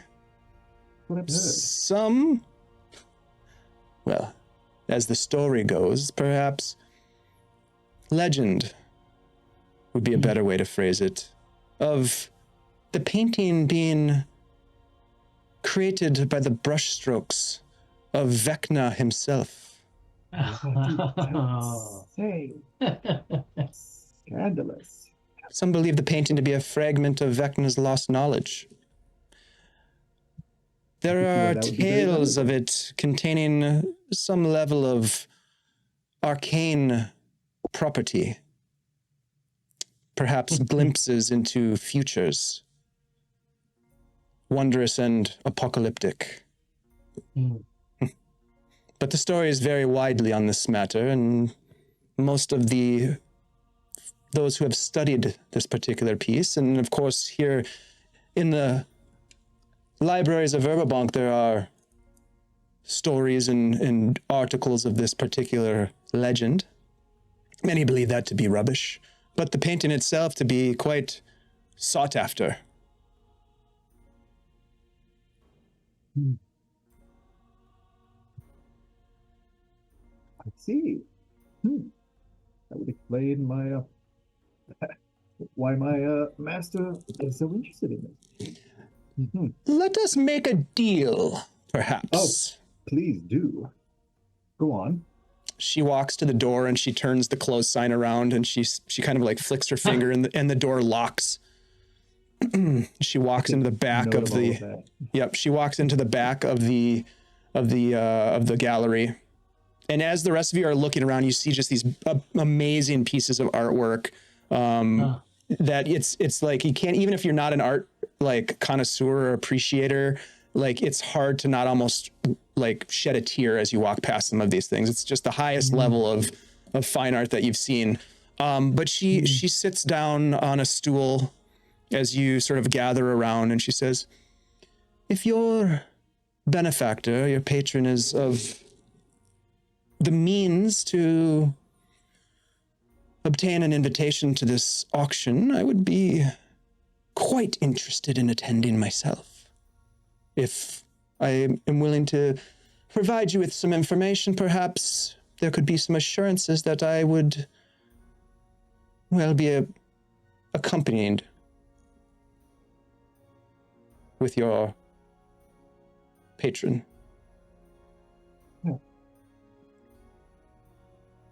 I don't know how his wife would feel about that, but I can't speak for him, but I can assure you that if your information is worth it to him, he can arrange an invitation. That is, if he's able to obtain one himself. I'm sure he can. But when he makes his inquiry, I will make sure that he inquires for yourself as well. His +1. Give me a persuasion check, please. That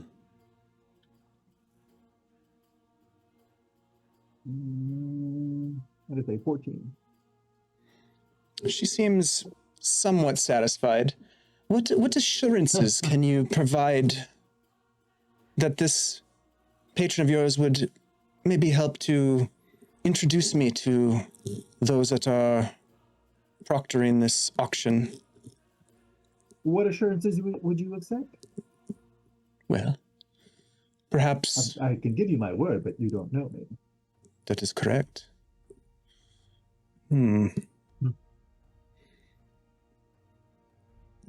Well, I will tell you something. And I will keep an eye on things. This is my bargain for you. I will not be seen nor heard. I will not interfere in any way, but as you learn, so shall I. Is this of sufficient collateral? Are you propositioning me for an ensorcelment? I'm mostly seeking consent to, well, piggyback upon your perception of things. Wait, are you gonna, like, spy on us? Yes, you do learn quickly, don't you? Sorry, I'm just... With consent, of there. course. This is part of the deal. I provide information that you're seeking, and you provide me with access. Might you need, say, our colleague here, a certain piece of him, maybe a plucked hair? Will you require something of that nature to help you see what he sees? Well, you are astute, young gnome. Indeed. A lock of hair from his head would do the trick. I'm going to message you, use my cantrip message to message you, Lauren. And so kind of I put my finger at you and I whisper something quietly. You hear it in your head. And I'm going to tell you that I think she's trying to use scrying magic. And perhaps this is our best bet to allow her to see what we do. And it should be painless and for you to be scryed upon if you give her a lock of your hair. You can respond into my head if you'd like, but that's what I'll say. Well, but you will quickly find out that I'm not who I say I am, especially if we start going about this the non-legal route. True. She can just see or hear what you see and hear, but she can't read your mind. What I think she's going to do. It's like a sensor next to you, but that's my guess. So it's like an invisible sensor that would basically be able to watch what happens. It can't read your mind, but it can observe things that are happening. Sure. So just, I'll give you that advice, and I'll whisper out of your mind. This would be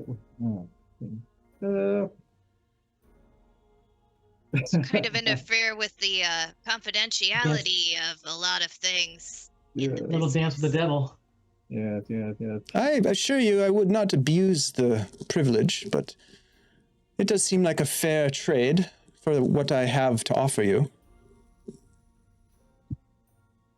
So Maybe is your intent to attend the auction in this manner, or? I want to see what's at this auction. I want to see who's at this auction. I want to see the items themselves, and well, knowledge is power, my friend, as you know. I do. And I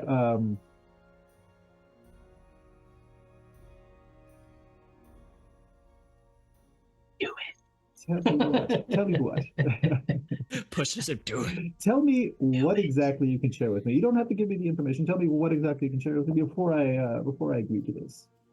As I said, my benefactor wants to remain anonymous, and I would hate for that to be jeopardized. I can assure you I have no interest in your benefactor if I can get to the knowledge itself, but I will tell you that I can reveal to you where this auction is taking place. I can reveal to you when this auction is taking place. I can reveal to you who is running this underground auction. Quite a lot of information. And, well, to be quite frank, your time is running out. Oh, very well. Yeah. She takes a knife out from underneath the counter, and it's this beautiful knife, and she sets it down on the glass countertop and slides over. Just cut a nice hearty lock of that beautiful hair.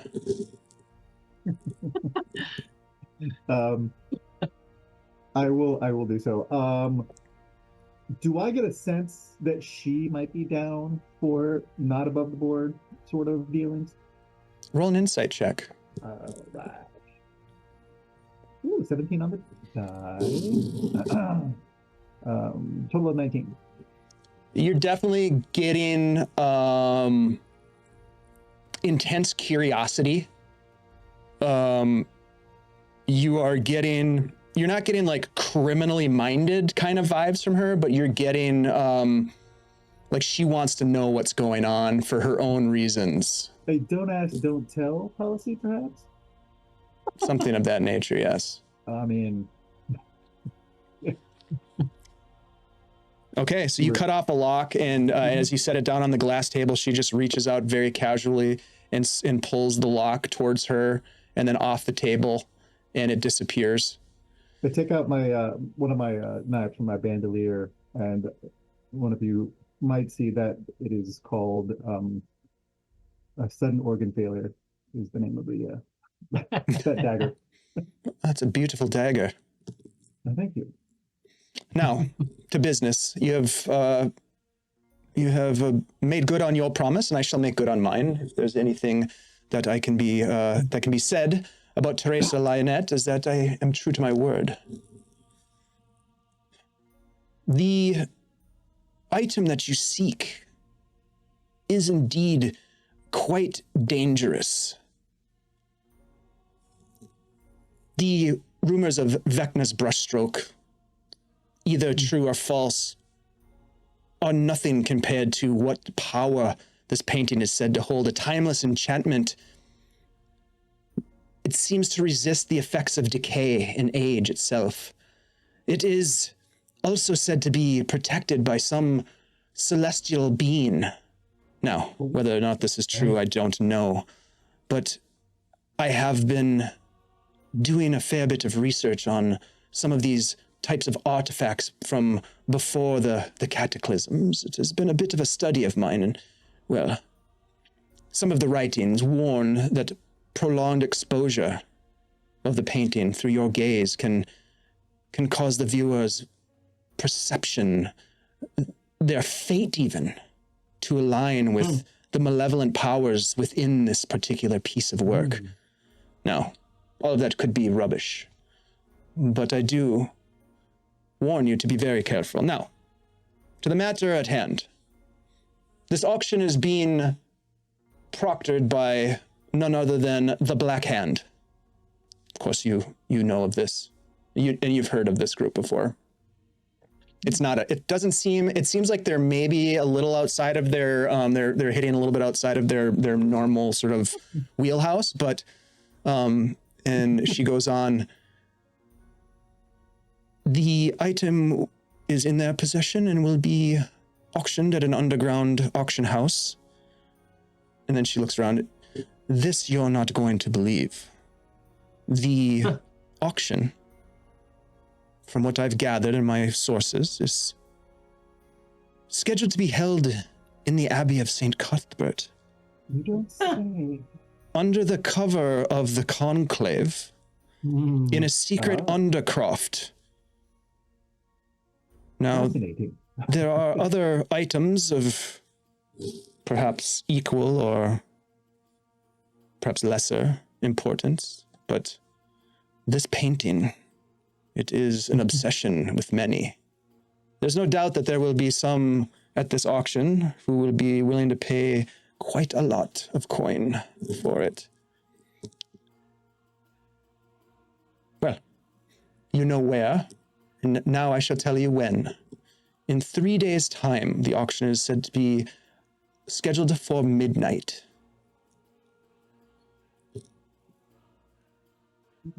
Right. It is most helpful.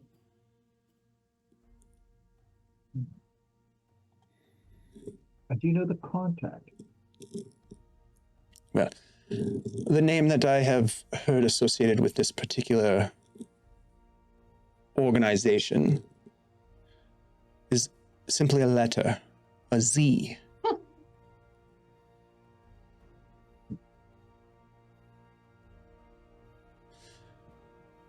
Well, That's pretty hip. Yeah, exactly. yes. Usually when it's just a name of one word, it's pretty cool. Just nods at her. Like Jay-Z. It's That's 2 letters. that's 2 letters. But Uh, you have the right idea. you're Not in right. Gnomish, apparently. That's what Madonna? Yeah. No, what? Jesus. Madonna works, yes. Well then, our deal is struck. We have made good on our agreement, and I wish you the best of luck because, of course, now your luck is my luck. Isn't it funny how the world works? And to think that today I thought was going to be a slow, boring day, Hmm. and then you walk into my One life. last question, Lady Elf, if I may. Please, Teresa. Teresa, what, and the Black Hand and Mr. or Mrs. Z,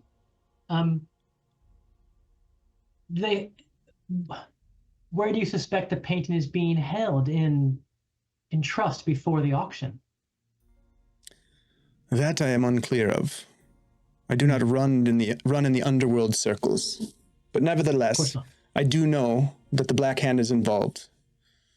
The Undercroft itself, access unknown, but I'm sure you'll figure something out.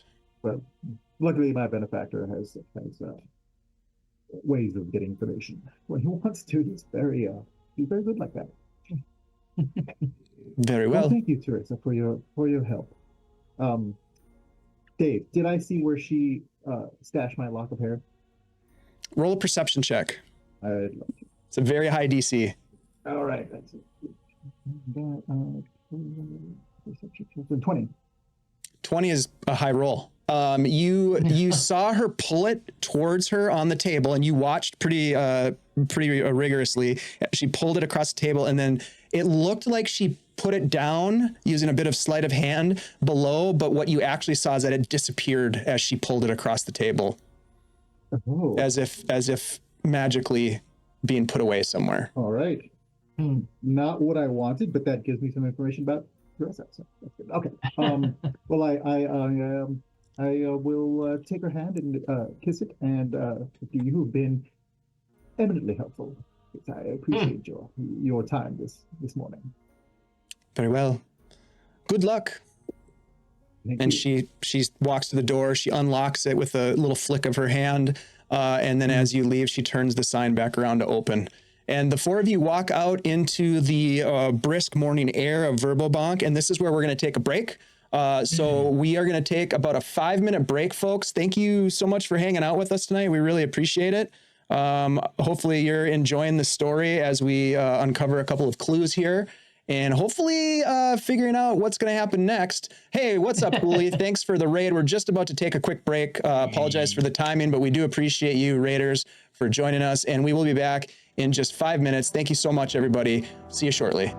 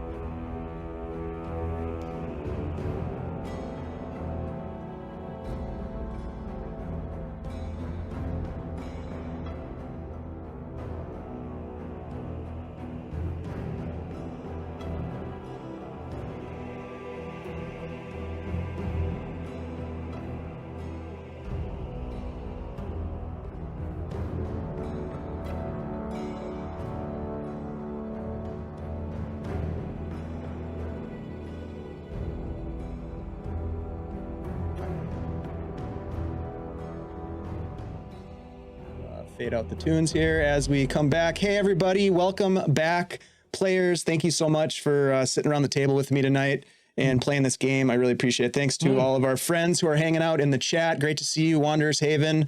Welcome in. Maui Girl, welcome in, my friends. Thank you for the raid, Hooli. I apologize that we went straight to break, but it wasn't anything personal, I assure you. Kegel Dark Sun, welcome back. Great to see you. Baptized in Pus, one of the best handles ever. Great to see you.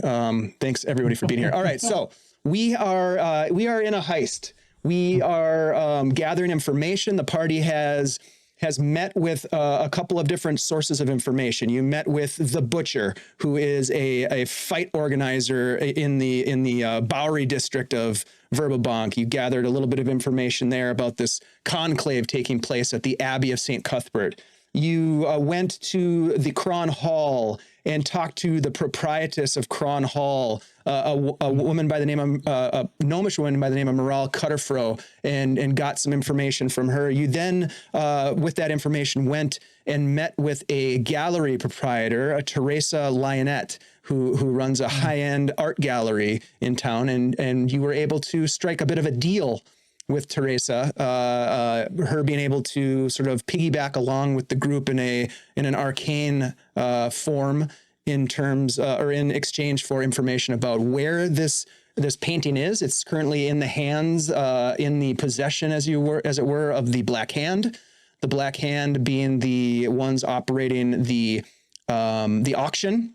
You learned from Teresa Lionette that the auction is being held in a secret undercroft under the I would say sort of concealment or cover of this large conclave that's taking place at the Abbey that the bishop holds every year.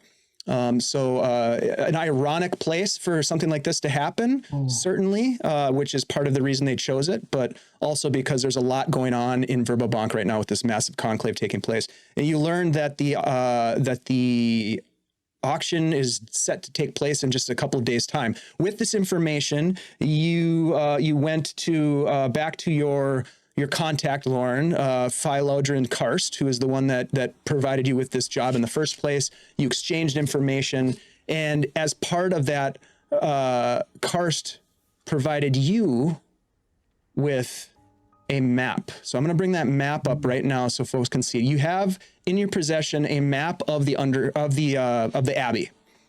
There's no known map of the Undercroft, so he doesn't have a whole lot to tell you there. But he does know from his contacts, and he must have contacts inside the Abbey to know this information, that there is a secret hatch in the pilgrims' quarters here. I'm circling, let's see, is that working? I'm circling number 12 here on the map. So that is a spot where, incidentally, the visiting clergy would stay, which is also kind of an interesting piece of information in and of itself. So you have that information. You also have information from Karst telling you that there is the possibility of entry from the sewer system. Cities like this that are built on the river side oftentimes have most of their waste flowing into the river, unfortunately, like all of us did at one point. And in areas that have a little bit more resources, like this particular part of Verbobonc, some of those sewer systems are actually quite well developed. Nobody likes a clogged sewer. So there's some possibility that with some of that information, you could gain access to the Undercroft from below. And he has provided you with a bit of a sketch, I would say, of the sewer system itself. So what would you like to do? What kind of information would you like to know? We don't have to role play all the information, but if you have specific questions that you want to ask, just for the sake of kind of time and everything, go ahead and ask questions. A couple of things. First, a sort of a note about getting the information to Philodrin. Being that I know that I'm being spied upon, I will speak to him in Thieves' Cant through regular conversation, but I will relay the fact that we need this information, and I will relay the fact that I am being spied upon to have this information that we already have. All that through Thieves' Cant, though. And then question about the Abbey. So there are delegates coming from around the Flyness to this conclave. Mm-hmm. And it's safe to assume that the bishop has no idea what's going on underneath his feet. Yeah, his holiness is probably completely oblivious to whatever's going on. It would be a safe assumption, because you would know the Bishop Halfrin to be of a very lawful good alignment and very much dedicated to Cuthbert. Seeing as how there's lots, so there's two ways I see this going. We can either try to bluff our way in and try to get a stay in that particular place. But if this many people are coming, it might already be booked under a name, or who knows if they got a list of who's staying where, or go up to the sewer. Yeah, that might be the safest route. Charisma. I can't bluff anything. That might be the safest route. If I may also pose a potential solution as well. Of course. That wouldn't involve as much bluffing. As we found out from the butcher, they are hiring muscle for this event. What if Nerix and I were able to become, say, another hand of muscle at this place, and we were to let the two of you in? That would be lovely. However, you would have to get the information as to how you're supposed to get in there to us. As well as you would guess that you would probably need like references, like there'd have to be sort of a process to get hired for something this high level.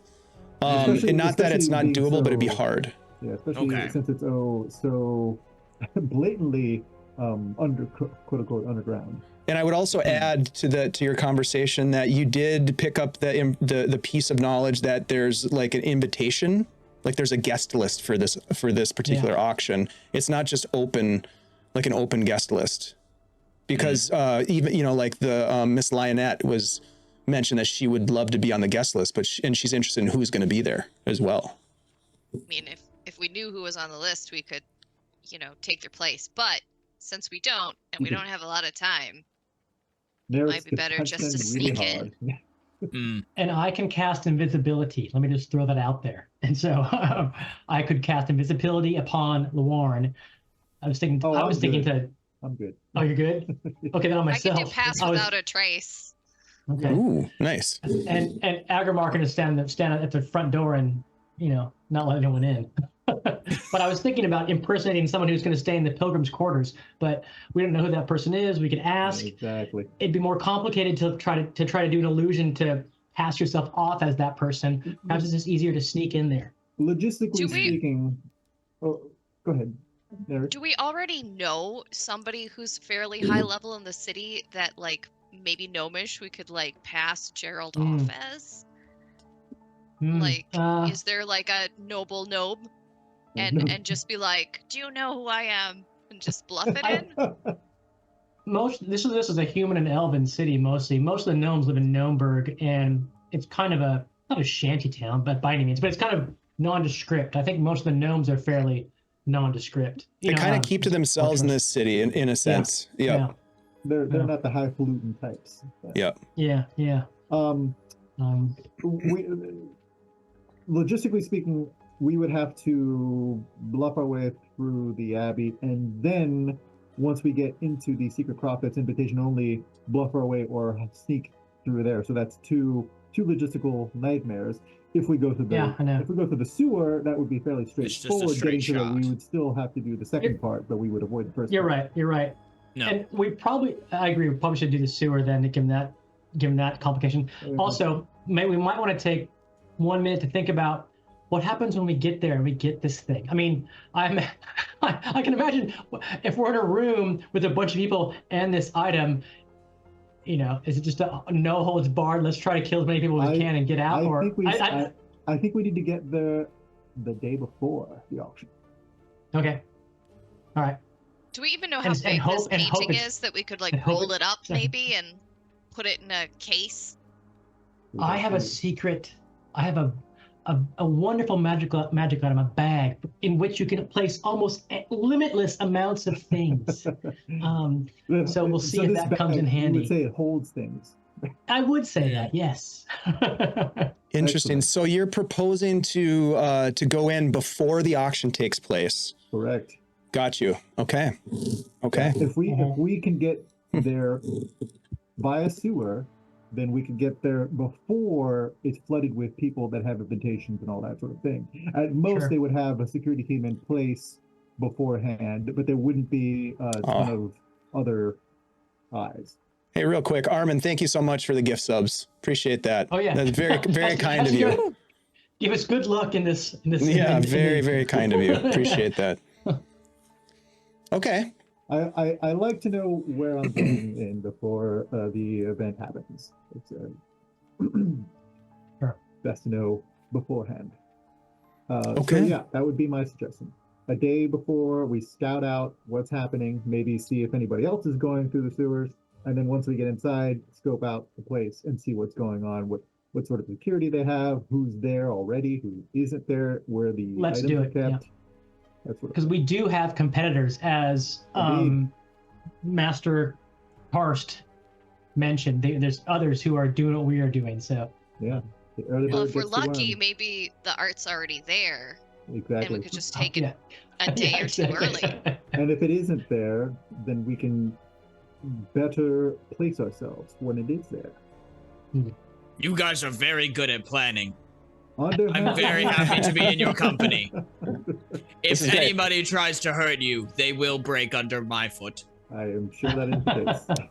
All right. So Maybe someday I'll get Thanks, to big punch guy. someone. we have a You can plan. punch me if you want. I can take it. If it'll make you feel better. Off to the sewers. Yeah. Okay. So, all right, let's do this. You guys have hatched a plan. You're gonna utilize the sewers as a way of entry. You're not sure if the sewers open up into this undercraft or not, but you've been given a sketch, if you will, of the network, and you can kind of like, you know, how they do that in the movies where they kind of like line up where they think it's going to go, and you guys head into the sewers. So what I'd like you all to do is let's make a group survival check. This is not Luan's first rodeo in the sewers, I'm sure. Right. Yeah, he has been in the sewers before more Covered than once. shit many times. Anytime. 19 for me. Okay, I've got a 19. Agro, what'd you get? Is it That- survival? Yeah, That's survival, a please. 7. A 7. All right. Nerix, 9. 9, and Lorne, The BTT, she hates 12. me. a 12. Okay. Can I do a quick guidance on myself by saying survive, survive, survive, survive, survive? You can. Unfortunately, it doesn't help you on that roll, but it's still a great way to sort of get, build up your confidence. Okay, cool. Yeah. a little bardic inspiration, perhaps.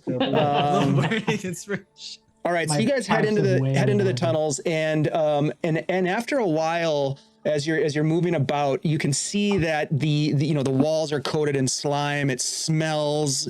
There's garbage floating and other things that we don't need to talk about that are floating through the water system. Don't touch that, Agomar. Don't touch Yeah. There is a narrow ledge along both walls of this sewer system that you're able to sort of hug against the wall, but it's slippery. It's slick. For the 7 and the 9, I'd like you. I can't remember who that was. I think it was I had 9. it was Nerix, and who rolled the Agomar. 7? Agomar. And please roll a dexterity saving throw.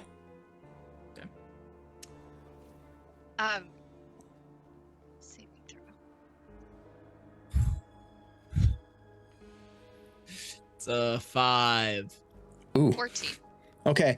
Nerix, you slip on some of the stones as you're making your way across this little ledge, and you catch yourself, and you kind of hug the wall as best you can without falling in, and then you hear the splash whoosh, as Agro slams into the water, not going underneath the water because it's really not that deep, but definitely splashing all of this sort of putrid, disgusting water on yourself.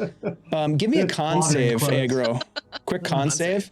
If Yep. he'd only been 6'5", he wouldn't have hit that buttress. But That's right. Boop. I'm just rolling worse. Oh, no. That's a 5.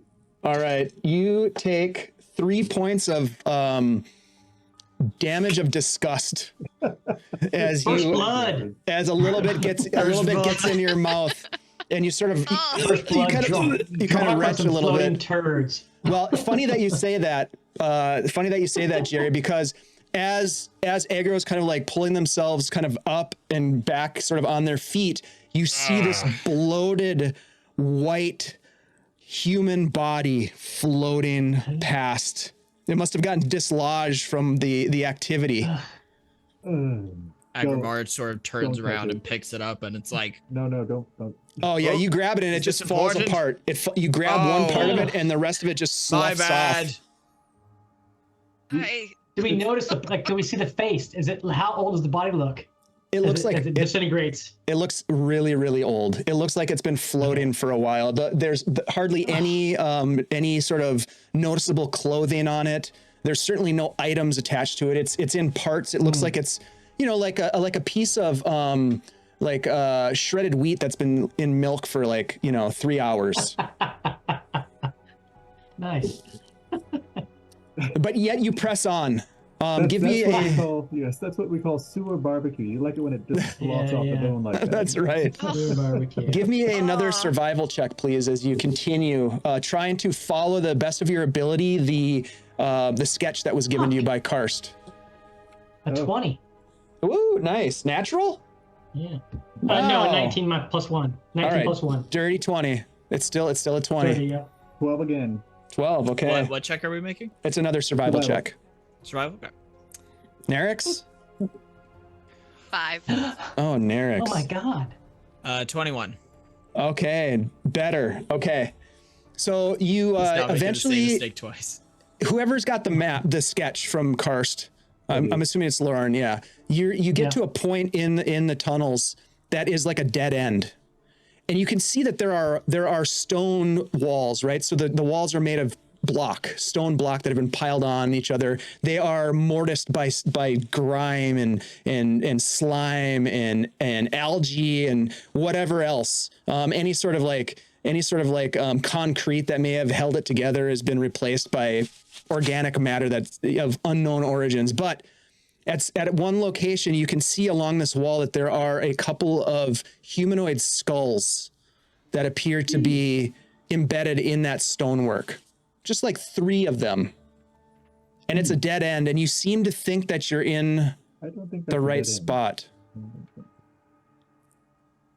Does it look like they've been used recently? Like somebody has depressed them, perhaps? Give me an investigation check. Whoever's Oh, looking nice. can roll an Okay. investigation if you'd like. They're a bit shinier. Investigation. Mm-hmm. Oh, that's pretty good. That's a Also 4 have from fear of them Agrabah.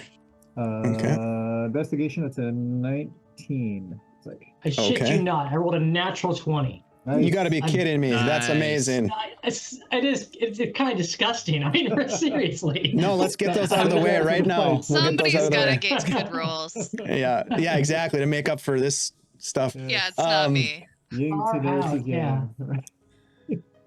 You Nat look at 24, 27 all up. 27 total. Wow. Yeah. Okay. So as you're examining these skulls, you can see that there's a distinct handprint on one of them. Oh, good eye, Jerry. Oh. Is And it you can- tiny like a gnome, or is it human sized? It's human-sized handprint, and it looks from the scraping of the grime on the wall that the skull was turned. Yeah, twisted. Mm-hmm. Let me twist that one to the right. I'll do it. Okay. Whichever way it looks, whatever. It's hard for me to reach because I'm only 3 feet tall. Yeah, you're too short. Here, give me a boost. You turn the skull to the right, and you just hear some groaning, almost as of like chains on a gear above you. This is tracking. I'm gonna see what is up. I'm gonna look for potential traps. Give me a check traps perception. All right. Agrabah rolled a 4 on his investigation, so he's just wondering why they're doing interior decorating right now. Mhm. Yeah, They're yeah. massaging the walls. What is it? A dirty 20? Dirty 20. Yeah. You look about and you don't see any traps. You look above you where you hear the groaning of chains and gears, and you don't think that you've fully opened up or activated, or there's something more to these skulls. Something more. All right. Can I do a tactical assessment, which is one of the things that I get. A investigation check. Hell yeah. History or insight check. Please do. And if it helps, I will cast light on something in the shaft that would illuminate the workspace. That does help. Doing this. It does help. I was kind of assuming you guys had some sort of light source at while you're down here. Probably a torch, but this is good. This is helpful to have additional light. Who doesn't? Which of us can't see in the dark? Well, even if you have dark vision, it's still difficult to see in the dark. Yeah. Okay. So disadvantage. Yeah. Yep. Let's see here.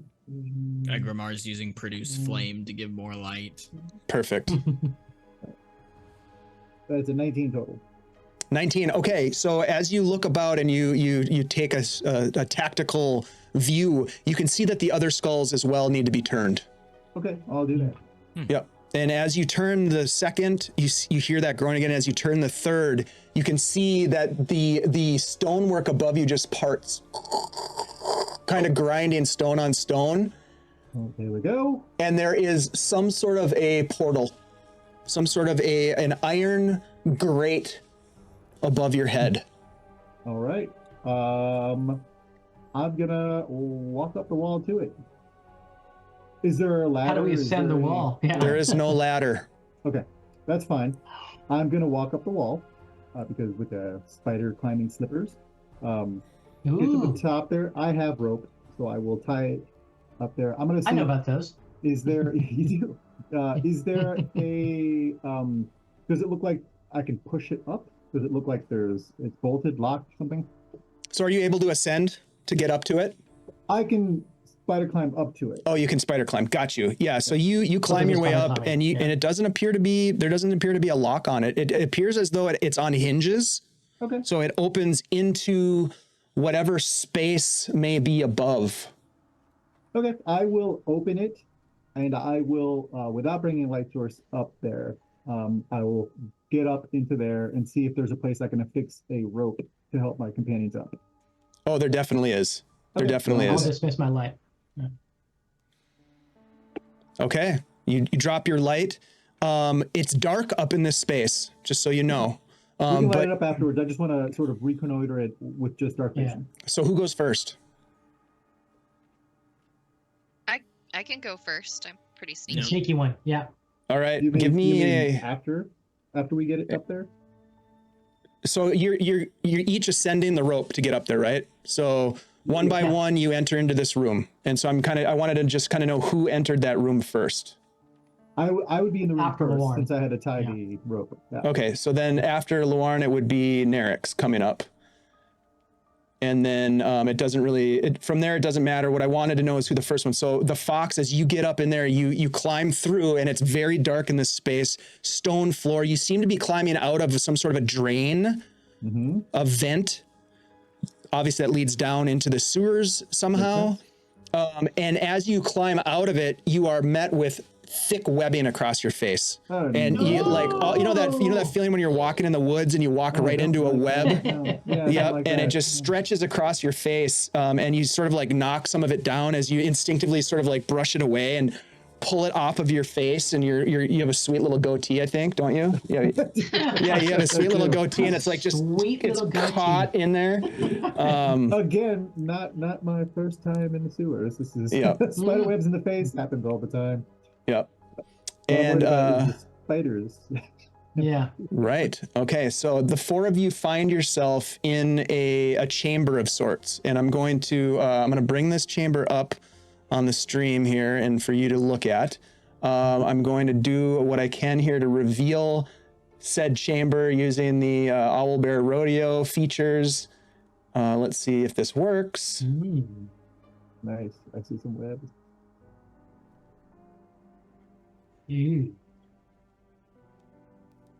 Okay. Excellent. So let me get this so people can see it on stream there. All right. So you find yourself in this strange shaped room. Do you have a light source? I'm assuming some sort of light. Would, yeah. Yep. And what is it? Is it a torch? I would imagine so. Okay. You've got a torch that you light up. Very good. And you see about you. You see a stone chamber. There are these strange sort of like tiles on the ground that have intricate design on them. But other than that, there's really not a lot of ornamentals in this room. There's a pillar. So this right here is a stone pillar. There's an old sconce that you can see at 2 locations, and there is an iron door right here. Okay. And lots of spider webs. Yeesh. Going straight for the door and checking that out. All right. What do you check? How are you checking it out? And what are you checking it for? I'm doing my standard operating procedure. I am looking for traps. I'm looking at the lock, and I'm looking if it's locked. I'm going to try to pick it. Okay. So you move over to the door. Nerix, what are you doing? I'm gonna look up above because where there's spider webs, there's spiders. So I'm gonna see if there are any large spiders that we should be aware of in the shadows. Okay. Both you and Luarn, please, perception checks. Korg, what are you doing? Am I able to wait until I see if Nerix is able to successfully? You can wait. You can just kind of just hold off and just kind of take stock. Because I want to hold my action, because if she's not able to see it, I'm thinking of wild shaping into a bat because they have like echolocation and can see just 24 for the perception. 24? Mm-hmm.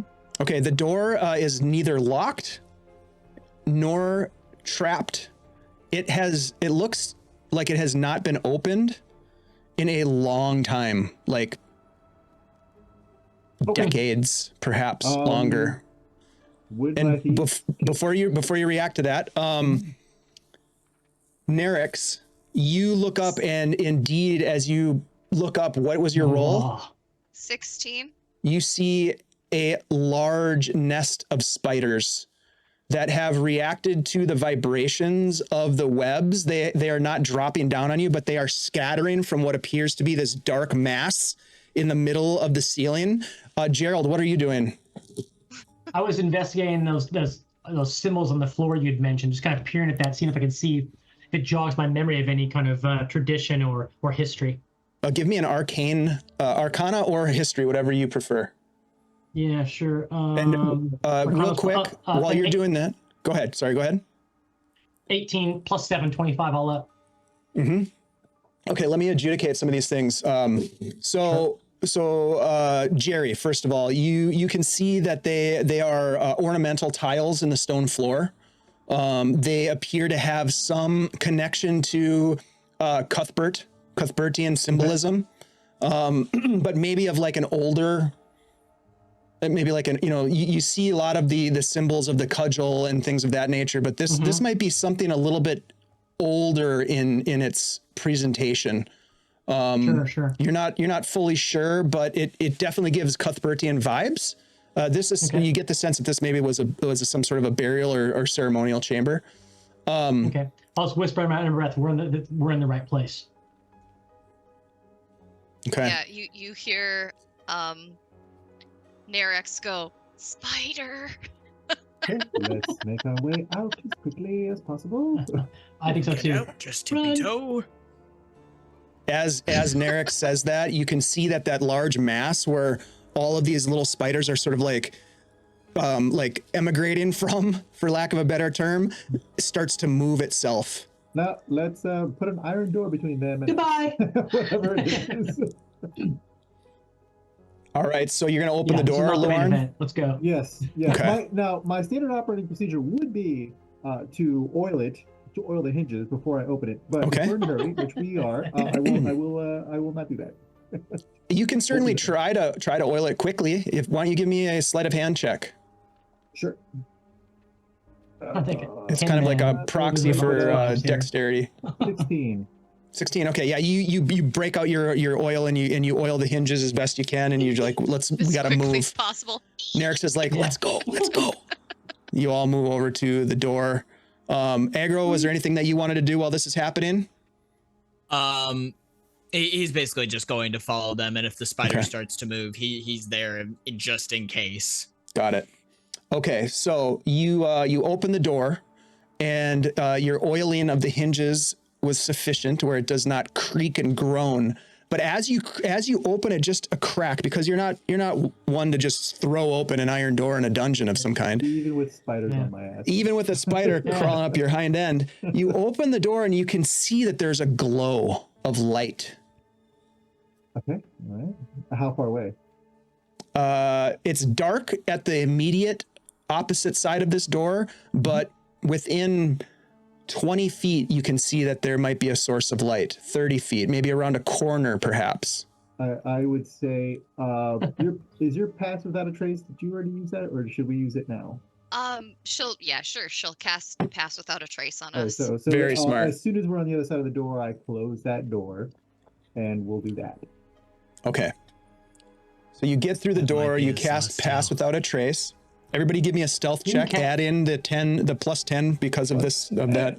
Yeah, Plus 10. Still sweet. pretty amazing.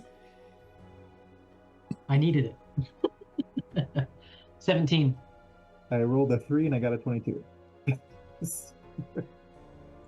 That's a 23. 22 from Agrimar. Wow, okay. All right, and Gerald, sorry, what was yours? 17. Got it. Okay. Let me just make a roll here. Okay. All right. So you crack the door open and you move to the other side. And indeed, you can see that there is a continued hallway. It branches and there's, it's a crossroads of sorts. There's at the end, you could keep going to the south. You could go east or west. And there are sconces lit at this intersection and they are burning. Light being given off. What would you like to do? All right. I first I give a thumbs up to Agrimar. That was a good sneak. It's learning. And Yeah. I think it might behoove us if one of us scouted, or two of us that are good at it, scout ahead. Yeah, and sneaky see, up front. Yeah, see what's what down which hallway. Oh, I may be able to help with this. Zip- Okay. Yeah, exactly. No. I can do a thing. I can make myself really small. Oh, okay. Very good. Yeah, watch this. And he starts to transform into a little bat. As long as that's not that you can't make yourself bigger later when we need it. And as he's shrinking down, he just goes, "Now I'll be fine." All right. All right, so Right. you transform into a bat, Yes. and the others are going to make their way forward. Let me ask you this, Batman. What is your intention? What would you like to do as you transform? Everybody watches this transformation take place, and you flit about the hallway. What would you like to do? He's going to. Can he hear anything like from any of these hallways? Well, Any interestingly of these enough, directions in particular? bats don't have great hearing, but they have awesome echolocation. Yes. Exactly. Yeah. Yeah, so they have great perception, and they can sense vibrations, which sound is a sense of vibration. So Actually, as bats just to clarify, bats in D&D do specifically have keen hearing, so they have advantage on hearing checks. well, I stand corrected then. As you fly about, where would you like to go? Let me get you a bat. I have a bat here for you. Bad icons. I do have a bat. There we go. All right, there you are. I'm gonna move Yay. aggro off the board for the moment. All right, so where do you want to go to be listening? Do you want to just listen where you're at? I'd say go to the intersection and see if there's noise left. Yeah, or I'm right. gonna go to the intersection. Yeah. All right, so as you Just have find 6 yourself in the commands. intersection here, you can look about and you can hear about. Give me a perception check. All right. So perception, and I have to use the bat stats. for Yeah, this. physical stats. Yep. Yeah. So let's see. Perception is a wisdom base, so that's +1. Okay. So gonna roll 2d20s. Take the highest. Bloody hell. That is gonna be a 9, even though I had advantage. Wow. You can hear the You breathing fucking of bat. 2 guards that are stationed on either side of the hall to the left direction, the westerly direction at this intersection.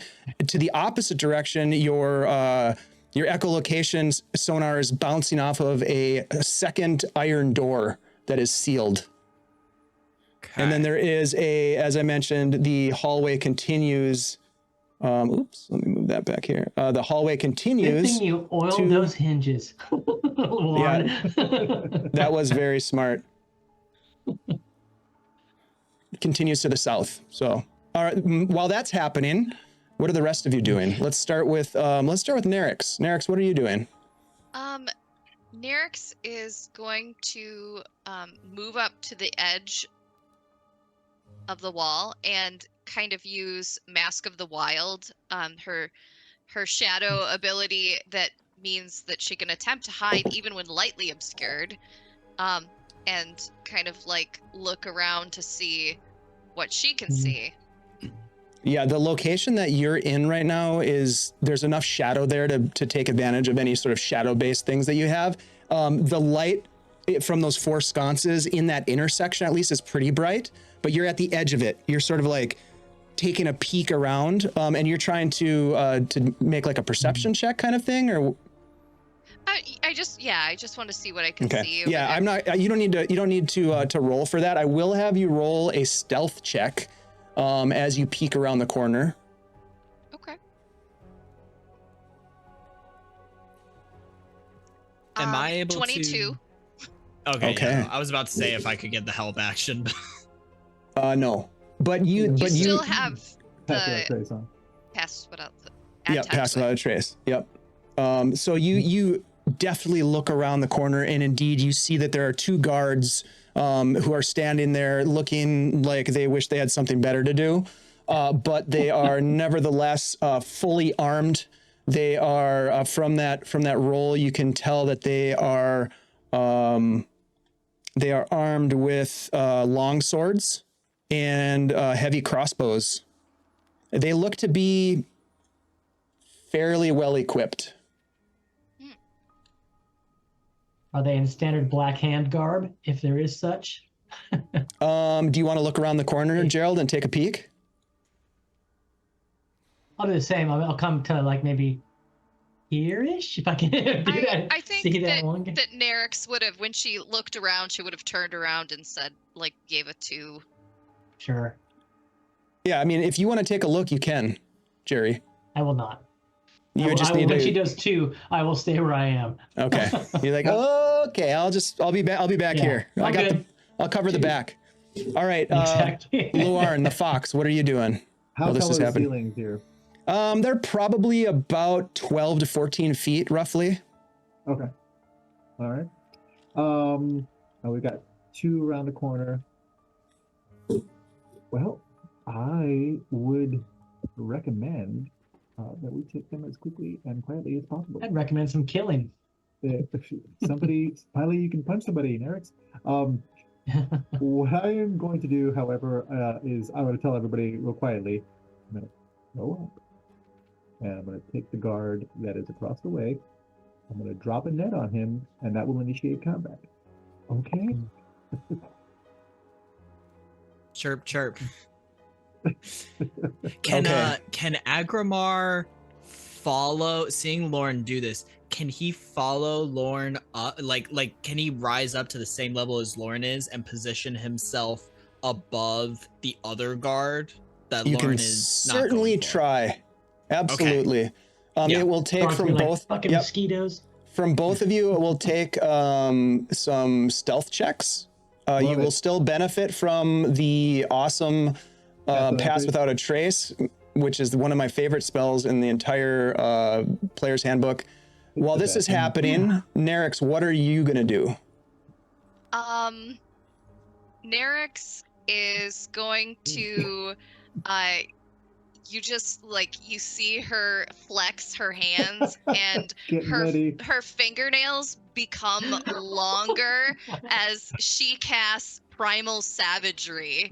Oh, I know that one. Yeah. And she just Wow. tears around the corner and attacks guard number 1. Oh, wait for the net. Oh. Oh, no. All right. Ah. Okay. So without Yeah. any sort of stealth involved at all, you're just gonna like just sort of like Hulk out and run around the corner and attack, right? Yeah. Yep. It's time Okay. to fuck shit up. All right. Surprise. Okay. And what about you, Jerry? Seeing her take off, run around the corner, I'll at least move to right here. And if I can do that, and at the same time, if you allow me to take an attack action, I will. Okay, so this is all going to kind of happen simultaneously while this is going on. So what I would like you guys to do is roll initiative, please, as we Okay, get into sure, this. Individual And, initiative. Is that what you do? Yep, individual initiative, D20 plus your dexterity modifier. And I will ask you for your initiative here in sorry. just a second. No problem. Yeah, sorry. Let me get some You do it in blocks, yeah. appropriate tunes going here. 25 to 20. 15 to 20. 16. All right, so 16 for Nerix. 10 to 15. 14. Okay, 14 for Aggro. 5 to 10. 11 as well. Oh, 11. Okay, 11 for Luarn and a nat 1 for our good friend Jerry. Natty 1, yeah. Okay. Now, All right. question: the goal with the stealth check was trying to get a surprise action on that. And Yeah. what was your stealth? The stealth was a It was pretty 32. high, wasn't it? Yeah, it was real high. Okay. Jesus, only 32? I will say just by the nature of Nerix's magic, that shadow magic that they have been studying for years, decades, perhaps. I don't know how old they are, but anyways, you know, they have some pretty powerful magic. And so that has benefited you. I'm going to give you guys a round to make your attacks as a surprise round. So we'll start with Nerix. As you blast around the corner, you've got one on the north wall and you've got one on the south wall. Where are you going? What are you doing? Let's get some action going. I go to the one that is around the corner, like the one that can't be seen, guard Yep. 1. All right. Give me an attack roll, please. I said I was going Okay. to the south one. Okay. and just to try to figure out primal savagery, it looks like, Oh, unfortunately, I thought it was supposed to be like a melee attack, but it's melee spell attack? You use your spell attack modifier for it, but it Okay. is a melee attack. You're attacking with these claws that you have. I mean, you kind of like, Magical claws. you go beast style, I think is how it kind of Yeah. look. That's my flavor anyways. Well, it was 22. That to hit. hits. Yep, that definitely hits. Give me some damage, please. And 7 damage. Okay. You come around the corner. Do you make noise or is it stealthy? Like, are you quiet? Are you a I'm quiet pretty killer? I think I'm still quiet. I'm like Like a panther. a panther. Yeah. Fuck yeah. You come around the From the corner and darkness. before this guy even knows what hit him, you come up and your claws rake across his face, cutting open the side of his cheek, and blood splatters on the ground. And he howls in pain, and the other guard draws his sword as that's happening. Let's go to aggro. Wait, I get go ahead. 2 attacks. two Oh attacks. shit! All right, go ahead. Sorry, I didn't mean to cut you off. He's a dead I man. turn to the other guy and Yeah. I snarl and I leap Oh at shit! him. This is awesome. My nails go back in, but I punch him with an unarmed Okay. strike or All punch right. at him. Okay, 22. to that hit. hits. Yeah, that hits. Nice. These poor guys. They're For screwed. 10 damage. So I clock him 10 into damage. the wall. Wow. Okay. His head kind of bounces. Yeah, it against the smashes rock. up against the wall, and there's kind of blood on the back of his head as he's like trying to get his sword out of the scabbard as you attack him, and he can't quite get it out. Anything else? I think that's. I'll let someone else All right. have a go. All right, Batman, Nerix, or sorry, not Nerix, Aggro. It's your turn. What would you like to do? As you Agrimar is flutter going above. to it's guard 3 that Nerix is attacking, right? Yes. Yeah. Well, they attacked both, but right now they're on guard 3. Okay, gotcha. Yeah. So that's closer to Agrimar, so he's going to fly up as high as he can, right above the same space where guard 3 is. Okay. So however high he can get up About towards the ceiling, 14 feet up. 14 feet directly above this guard, and as a bonus action, he's going to turn off Wild Shape, and he's going to fall on top of him. I love it. All right. What kind of an attack are you going to make? An unarmed attack for that? That's probably I was intending like appropriate. falling damage attack, and then Yeah. after he like gets up, he's going to use his great club on him. Let's see here. I will get you. Depending on how you do fall damage stuff. I will give you an attack roll for the attack. So it's one attack. You're gonna drop down on them, and I'm gonna make it an unarmed attack. Yeah. An unarmed attack? Or you can drop down and take an attack with a weapon. It's up to you. But you can't do both because you only have one attack per round. Okay, I'll use my great club then because it does more damage. So I'm just gonna fall down. I'm gonna hit him with my great club on the way down. Can gravity give him the help action? Does gravity give me advantage? You know what? Alright. Yeah, sure. I like that. Yeah, you'll get a little bit of an advantage on this because you're dropping Alright. from above him. Yeah, let's see. 6'8". It's a 12 on the first one. That's That's a a big 15 boy. on the second. 15 will what's the first roll? 13? The first roll was a 12, second was a 15, and since I'm rolling with advantage. Yeah, so with a 15, you drop down and you swing and miss him, and you hit the wall as he ducks out of the way. Thank you for the raid, Lord Gazumba. Welcome, my friends. Hey. We are in the Undercroft of the St. Cuthbert Abbey in Verbobonc, and we're pulling a heist, perhaps. So Corey, you swing your club and it hits the wall, and some parts of it it doesn't shatter, but pieces of the wood kind of go in different directions as the guy ducks out of the way. His eyes are just wide as he kind of looks up at you. Anything else from aggro? No, that should do it. All right, Luarn. All right. The initial plan was to throw a net, but seeing as how things have quickly gone this way, does the guard have the weapons out yet?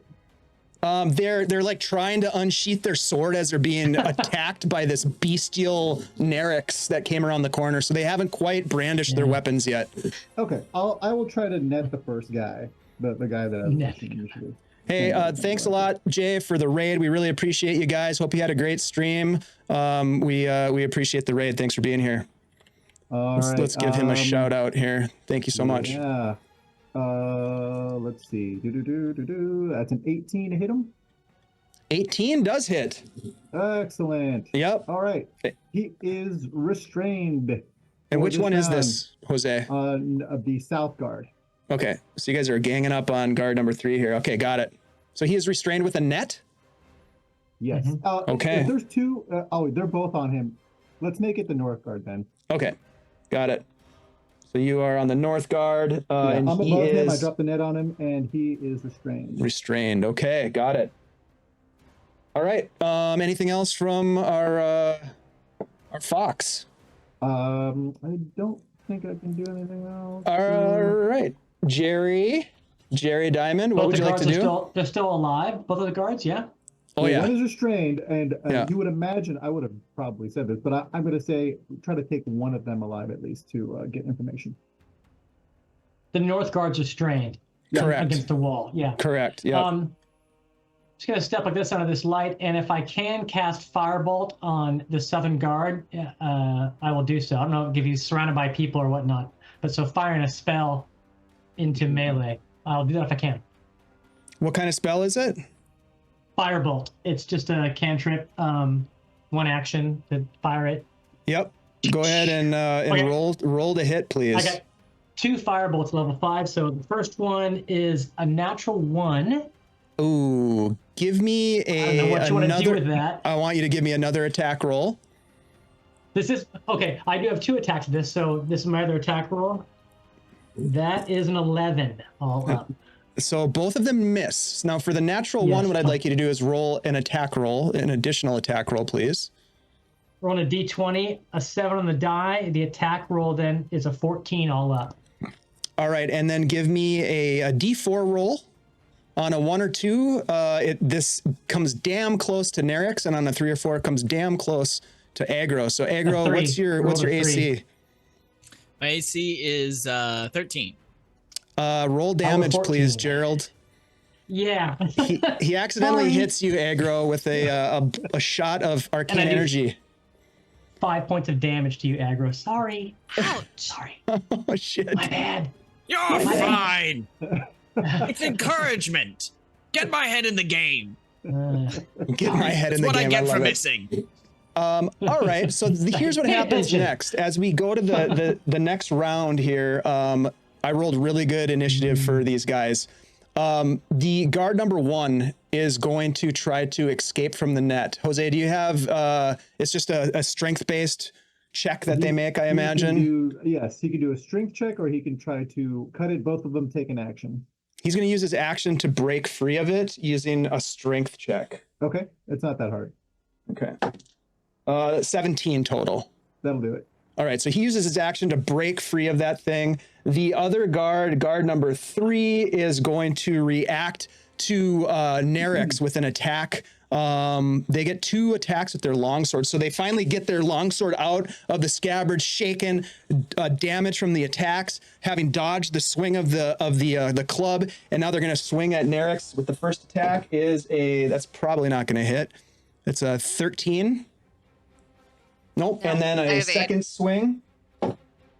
That is going to be a 16. That hits. Okay, 16 hits, so it's going to be 10 slashing damage as it Ouch. slices across Owie. your chest as you just kind of grimace at this guy. Meanwhile, Jerry, you hear a behind you as Far out. yep, as 2 more guards come through. Let me expand the view here. Thought these Jer- were gonna be like low level thugs. Otherwise, I would have used more of my monk. Ashley, skills. Ashley, you know me so well. You have played so many D&D games with me. Woo! Yeah. And you look back, and at first, Jerry, you're like, wow, that room looks interesting. And then you're like, oh, Nice. shit. Here Oh comes, shit! I'm gonna die. here come the other guards. So guard number Yeah. 4 is going to take a couple swings at you, Jerry. Ooh, I just rolled a natural 20. No, Jerry. I'm so Oh, sorry. Jerry. Jerry, My armor class is 21. No, I'm kidding. Oh, Jerry. Okay, so this is going to be a longsword attack. I'm going to roll double dice. Oh, I didn't roll very high, so that's going to be a total of 7 slashing damage on the first attack from that guy. He makes Got a it. second attack on you, and he says, "What's the meaning of this?" And he swings again, seeing all this carnage happening. 17 is going to hit you, I assume. that's a hit. Yeah. Yep. So the second attack is another 6 slashing damage. Got it. The guard to the south of you, guard number 4 here on the map, is actually going to Yeah. race forward, thinking that guard 5's probably got things under control with you, and goes up Hits people with to gnome. Yeah. aggro and is going to make an attack. That's going to be a 19 to hit you. Oh yeah, that hits. And a total of 10 slashing damage, and then a second attack. Ooh, that's definitely going to hit. That's a 23 for another. Oh shit, 11 So slashing 21 damage. Yep, as these guys come out and attack. Quick as dice. Nerix. Okay. I am going to. Okay. Focus So fire, kill one. all right. So for my first action, I cast Primal Savagery and I attack guard 3. 21 to Okay. hit. That will hit. And 10 damage, which is. Sorry, I'm looking to see what kind of damage it is. It is acid damage. Wow. And for my second attack, I will unarmed strike him This is all on for number 3. 17 to hit. This is on number 3 again. Yeah, at 3. Yeah. Okay. Yep. All right. 17 hit. 17 just hits. Okay. For 5 bludgeoning damage. Okay. Nice. And let's see. I'm going to then use a key point for flurry of blows. Yes. There we go. Do some monk shit. Right? Some dope monk shit. And you just see like my hands just pow, pow, pow, pow. And okay. A second. So 26 to hit Yep. for 9 damage Wow. Okay. for the first one, Yep. You get one more. and 23 to hit Yep. Wow. for 9 damage for Holy my Please get out. Please get out. 4th punch. Get out. Yeah, you're just like coming in and punch, tearing this guy up. He staggers. He's up against the wall, almost like slumping down, but he still holds on to his longsword with a firm grip. Okay. Do you want to move or do you have a bonus action? Or no, you use your bonus action for flurry of blows. Do you want to move at all? Correct. No. I'm going to stay there. Aggro, this guy came up behind you and swung at you, hitting you. What are you going to do? Mm-hmm. So Aggro is going to turn around to this guard that hit him, and he's going to look down at the bleeding marks on him, and he's going to smile and go, "You got me pretty good there. How about you try that again?" And he's going to wild shape into a black bear right in front of this dude as his action. But it doesn't stop there, because as this guy sees him morph into a bear, he then sees the bear begin to start like steaming and grow a little bit larger as he rages too. Ooh, I love it. Okay. So you use your action to just so you know, okay? You use your action to transform, and you use your bonus action to rage, correct? Yes, action to wild shape, bonus action to rage. Okay, and actually these guys are they're just medium sized. Not screaming, but maybe whining. I don't know, whimpering. Trying to get your attention. Softly. Mommy. All right, that's Aggro's turn. Luarn, what would you like to do? You kind of push this guy out of the space too. Luarn, what do you want to do? All right, so the newcomers, there's 2 guards that just joined. Is that what I'm saying? Yep, and this guy's no longer restrained, correct? Yeah. Okay. Correct. Yep. There's 2 more guards that have entered the game. Do they look like the other guys? Yeah, they all look very similar. They're equipped the same. They have the same armor on. It looks to be like a splint mail of some kind. Okay. Yep. All right. Well, first off, I will say that after seeing what I just saw, Neris's charisma is an 18 in my book. I don't care what she says. Nice. Yeah. That was very persuasive. But I will. This guard that I had restrained, he's got his sword out. Yeah. Oh yeah. Okay. I'm gonna try to take that from him. Okay. Nice. How do you propose to do that? I have the disarm thing. I won't activate it unless I hit him. So I'm gonna use my whip from where I got you. Okay. Above him, and oh yeah, because you're up on the ceiling still, or on the wall. I am. That is an 18 on the die, so I'm guessing that. Thanks for the follow. Appreciate you guys supporting us. All right. What was the roll? Sorry. 18 on the die. That hits. Okay. And I will. He needs to make a strength. I will go ahead and use it. He'll make a strength saving throw, please. Okay. Let's see, a 15 on the die plus. That makes it. Okay. Yeah. Right. 18 total. So that fails, but that's okay because I'm using a die and I am going to do some damage to him anyway. Okay. This is guard 1, yes? Yes. Okay. He's already taken some damage from the claws of Nerix. Yes. Courtesy of our Shadow Monk rage machine. All right, so that's 10 points of damage Ouch. with the whip. And Damn. because That stings. Yeah, it does. Was that a bonus action? All right, I already Kinky. used the bonus action for the disarm attempt. Okay. Oh no, I don't have to. With a bonus action, I'm going to throw. I'm going to throw consumption at him. That's one of my daggers. All right. Consumption. That is a 21. Yes, that hits. Yep. My brain just went, can consumption be done about all these guards?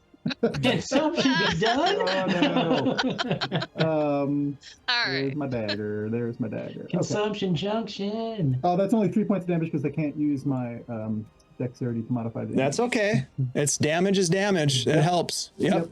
All right. So And you that's what I hit can him do. hard with the whip as he kind of like looks up at you. And do you want to move at all? Sure. I'll move away from him. Okay. Yeah, you're not within range of like an opportunity attack because you're up on the ceiling, probably Yeah. at least 5 feet above him, I would say. Yeah. So you can move around a little bit. So go ahead and move your token, and we will Spider-Lorn. jump over to Jerry. Jerry, this guy is looks like he really doesn't want to talk, but he also appears to have a very sharp blade that he's getting ready to swing at you again. Yeah. Is there something that you'd like to do about all of this? Yes. I would like to cast invisibility upon myself. Okay, Good action. And so that will be my action. that is And then extremely smart. I will cast invisibility, and so that's my action. I can't take an action to disengage, but I will indeed move around the corner, and I suspect that still provokes an opportunity attack with It disadvantage. does, but however you it'll wanna be at disadvantage. Yeah. So he'll take an attack at disadvantage. Ooh, that was almost a natural 20 again. No, I rolled in. Prints on the ground. run. Yeah, He yeah. misses. He just swings, but doesn't hit anything. Okay, so I will, maybe move a little bit more like that. Okay. I right. think that's me. Okay, back to the top of the order. The guards. This guard is going to move forward and kind of look around. Let me just roll a quick perception check. He doesn't know what's going on with that, so he's going to race in here. Guard number 1, we'll start with them. They're going to take, instead of their sword, they're going to take a shot with a crossbow at the man on the ceiling. But they will only get one shot with this crossbow, with said crossbow. But I did roll pretty well. That is a 22 to hit. Oh, that hits. Yeah. Oh yeah, that is. And that is going to be a total of 4 piercing damage only as you take a crossbow bolt to the chest. All right. And then he is going to attempt to reload. And while that's happening, we've got guard 3 is going to they see a bear. There's a bear suddenly. They are going to attack the bear. So guard 3 is going to make 2 longsword attacks at the bear. The first one is a dirty 20 to hit, doing I did not roll well. 4 slashing damage. Second attack. Add to 2. Second attack is a 13. I don't know if that hits. Yeah, Blackberry AC is 11. Okay, that's a little bit better. That's a 7 damage, so half that. 7. Are we rounding up or down? Always down. Always down. Okay, so it's yep. 3. So that was guard 3. Guard 4 is going to make attacks at the bear as well. That's a miss on the first one, and a 18 is going to hit on the second one. That's going to be a total of 7. So round that down. And then the last guard 5 is going to attack the bear as well. That's a natural 20. So I get to roll twice. Ooh, that's good. That's going to be 13 damage. Round that down. And the last attack from the guards is also going to hit with a... What was that, 13 you said? Yep. And then the last one's going to hit with a total of 11 more. As they just turn on this bear and start hacking at it as it's roaring and growling at them, and they are extremely surprised. That brings us to Nerix. Oh, sorry. Go ahead, Agrimar. I was going to say that with the very last attack, that brings him out of wild shape. Black Bear has 19 hit points. Okay, so you transform back into your normal native form, we shall say. Yep. Okay. But no excess damage. Like all that added together added up to exactly 19 damage. So he's That's just amazing. back to normal. God, I love rage. I love it. All right, Nerix. Okay. All right, so I'm not sure based on D&D Beyond if it's factoring in my Eldritch Claw tattoo, which is equipped, but it's supposed to add a +1 to my attacks and damages. Well, So, an anyway. easy way to figure that out is to unequip it and see if it changes things. Oh. Yep, How and then- interesting. Okay, hold on a second. Sometimes D&D Beyond does weird things. Yes. Okay, so it is doing it. Hold on a Okay. second. That's cool. Smart. All right, so what would you like to do, Thought it did. Nerix? Okay. I would like to keep trying to kill that guard number 3. Jeez. Yes. Yep, do it. Okay. All right. Just for everybody's knowledge, guard 4 and 5 have not taken any damage. Thank you. Yep. Okay. All right. So that one is only 11 to hit. That misses. Unfortunately. All right. So my second hit is going Come to be on. a dirty 20. That hits. Okay. Let's get some big damage on this For- guy. 7 punching damage. How do you want to punch this guy into the afterlife? Punching. I want to punch him into the wall and like bounce him. Yeah. I mean, yeah, that works. Guard number 3 bounces against the wall and is obliterated as you just pummel him. You put your fist right through him. All right. Do you want to do anything Alright. else? Do you want to move or you want to stay put? Another attack. I'm going Those were to 2 of 'em. Yeah. Good For one. my bonus action, I'm going to flurry of blows and Okay. start flurry of blowing guard 5. So I'll just spin okay. All and right. You Crazy. said it. 2 quick little bops All right. to that guy. Number 5. Yes, please. Number 5. 24 to hit. Yeah, that will definitely hit. For 5 damage Okay. and 21 to hit Yep. for 6 damage. Nice. All right. Yeah, you start to damage him as well. And they look they look concerned, we'll say, at this point. You just punched a hole through their buddy. All right, that brings us to our friendly resident half orc, Barbarian. Agribar's gonna come out of his wild shape. He's gonna sort of crack his neck and he's gonna down a potion of healing. And because of his however you pronounce that, of wound closure, I believe that doubles it. Hurry up. So that's gonna be double whatever this dies. So that's 2d4 plus 2. Okay. Roll that. That's 6 plus 2 times 2 to 8. So that's 16 points of healing. Wow. Glug, glug, glug, glug, glug. Amazing. So he's gonna go, those are good. Now again, and he's going to swing his great club at guard 5. Okay. And then And does rage give any bonus? No, it gives you bonus to damage. melee. It gives you bonus to melee damage. Okay, cool. Oh, finally, the gods blessed me. That's a natural 20. Ooh. All right, so it's your choice. You can either roll twice the dice and then add your modifier, or you can roll 1 die, multiply it by 2, and then add your modifier. It's totally your call. Twice the dice. All right, yeah, and I was going to say you have to decide beforehand. Okay. Twice Yep. the dice. Nice. And then this is a +2 to whatever it is, also because of rage. So that's 9 total plus 2. That's 11. And I believe that's it. So 11 damage. 11 points damage to guard number 5. Okay. Yeah, not good. Not good for them. All right, so that's Nerix's turn. Let's go to Luarn. All right, I am. Let's see. There I am.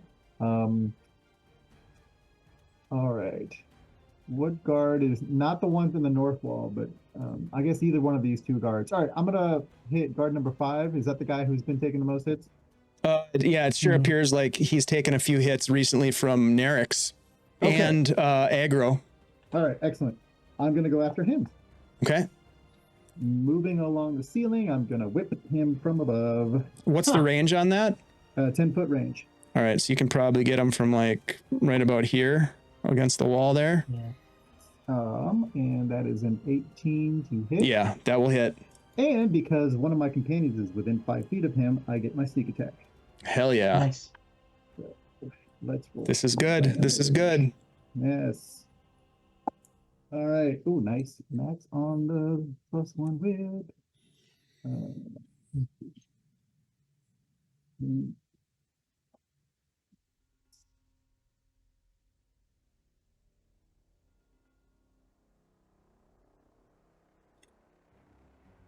$17 total. 17 damage? 17 Holy damage. crap. Yeah, that's beautiful. And then for shits and giggles, I will take one of my daggers and throw it at him. It's a bonus action.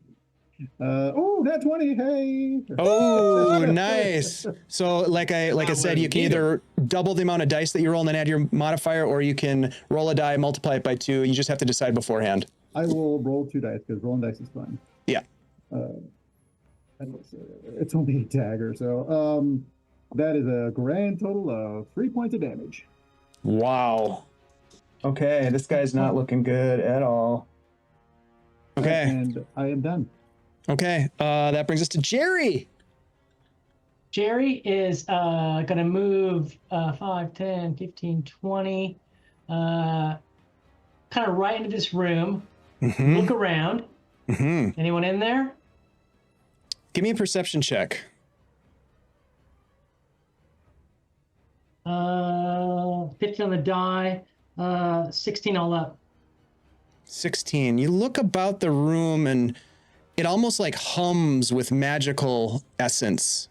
You don't see any guards, Okay. but you do see in this room a series of chairs that are set up. Here, let me zoom out on the map here so people can see. I see 'em. There are a series of chairs as well as benches. It looks as though there is a podium with a gavel up atop it. There is a table with some chests and a book and a dagger and some other The man in things. the green vest. There are some old statues of some sort of angelic beings along the far wall. And you can see that behind this raised stone dais, there's some sort of a bench or table to the back of the room as well. Interestingly enough, as you look about with that roll, you also see that there are these strange braziers. Let me just these braziers right here are kind of more than braziers. They have these strange humanoid figures carved from wax, and atop their heads there is a wick that burns with flame. And the wax just appears to sort of melt. If they had been carved, beautiful carvings out of wax at some point, their facial features have melted to look almost blank, as it looks like they've been burning for, some time. You're not sure what.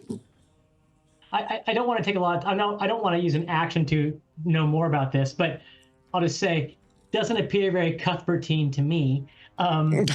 Judgment. And I'm going to cast sleep on a point. Sorry, let me do my pointers. Where's the point? I cast sleep on a point somewhere around here so that I catch guard 4 and 5 in it. It's a 20-foot cube. I don't want to catch aggro and Nerix, but I'll catch guard 4 and 5, I think, in a sleep spell cast, somewhere in this area. Okay. Is that all right? Yeah. Okay. Yeah. Roll the dice for the sleep. I should still be invisible because sleep is not a concentration spell, while invisibility is. So I can do that, and it's a total of 5d8 hit points that get affected by the sleep spell.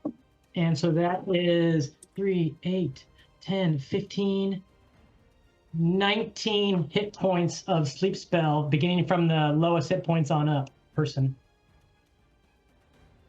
So just so you know, and Jerry would know this, so I'm going to point it out to you. If you the spell invisibility ends for a target that attacks or casts a spell. You're right. Okay, you're right. So that's fine. And I'll do that because these. Okay. I'll continue so to what was the total? 19 hit points total. 19 hit points, and it goes after. If my recollection is, it goes for the lower hit point individual first. Yeah, and then it moves up. And then it moves up. Okay, so. I should know it myself. Yeah, no, I think that is the case. This is also a great spell that's, I feel, underused in a lot of respects. Let me just see here. It's really good on something that has like a bunch of stuff with only like 1 or 2 hit points. Yeah, for sure. But we need to get these close these guys down, and so you'll see me poof into existence, cast this as I cast this other spell. How is there not a sleep token? All right. Well, anyways, we'll say this guy here is now asleep. Guard number 4 goes to sleep, but guard number 5 does not. Oh, excuse me. Sorry. Guard number 5 does, but guard number 4 does not. Yep. Okay. So you put one down, as it were. Don't wake him up. And at that point, the guard number 1 has loaded the heavy crossbow, and sort of like aims it right at the back of Nerix's head, and says, "I don't get paid enough for this shit. That's the spirit. Let us leave tactically, and we'll pretend like this never happened. I don't intend to die here, right? Isn't that right, Jeffrey?" Jeffrey, the guard number 4, looks over and says, "That's right. That's right. My family's not going to survive if I'm dead." Before that, wait, can we talk to, are we like in we can drop out of initiative for a minute to roleplay this moment out. They are basically trying to negotiate their departure from the scenario. First, and it looks up at Lord. Should we tell them what we're doing here? We don't want to know. We don't want to know. What's Nerix reaches into her bag and takes out a rope and says, "If you're tied up, you fought and you didn't make it." Or I'll step alternatively, forward. you can leave the way we came in. Yeah. Exactly. That's what I'm gonna say. It's really quite safe that way. Go to the left. You'll go to the sewers. You'll be right as rain, my friend. Wait, do we know where the thing is? Where is the auction item? The items. They gesture down the hall to where Gerald is standing, just beyond Gerald, the doors. In that room. That's where they all are. It's no good for us to be tied up. If they know that we failed our duties, they'll kill us anyways. No, yeah, I'm fine with letting you go. In fact, that's what I was trying to do the first time. But as long as you give us what we need, we're happy to let you go. Do what you must. We're taking our friend here, the sleeper. Do you know the items in that room? We just paid help. They don't tell us nothing. But all the items are already in that room. There's items in the room. There's also some creepy wax figures. Yes. Creepy wax figures, okay? That's all I know. Now let us leave. Is Agrimar able to do a quick detect thoughts on him just to see if there's anything else? Sure. Cool. I was gonna do an insight check as well. You can do an insight check. Okay. Yeah, we're out of initiative at this point. I rolled a 2, so. Okay. So detect you get thoughts. the sense, Luarn, you get the sense that these guys want to just get the fuck out of here. If they stay and they are shown to be derelict of duty, they would be, they're afraid they're going to be killed. This is when Lauren wishes he had his cards made up. He doesn't have a card to give him. Yeah, like here, give me a call later. Yeah, Give me a call later. Call me. All right, what did you roll, Agrimar, with your detect thoughts? So you actually have to make the roll yeah. because right. if I'm probing deeper, you got to make a wisdom saving throw. So, but DC do you just 13. want surface thoughts? I think you would get surface thoughts at this point with sort of like. Yeah, you can get surface thoughts automatically. Like give me the surface thoughts, and then I'll decide if I want. You get the surface thought from guard number 1 who's doing the talking, that they want to get their guys out of here, and they don't care about the job. This isn't what they do. Okay, you get the sense that they're not willing to die for whatever's going on down here, and they know it's not good. Okay. And there's not anything extra about like any traps. The other thing that you get is that those wax figures are there's something weird about them. Okay. Cool. Yeah. There's something very strange about those wax figures. Agrabah takes the tiny helmet off of his head and stops staring at him. Okay. All right, then it's settled. We're out of here. Come on. Let's go. Nerix is going to down her potion of healing. All right, well, you do that. These guys basically take off and head down to that room. So you guys each take a potion of healing, and you, what are you going to do next? I say we get what we came here for and get out. We need to find it. I'm drinking 2, let's actually. go into that room and find 4, it.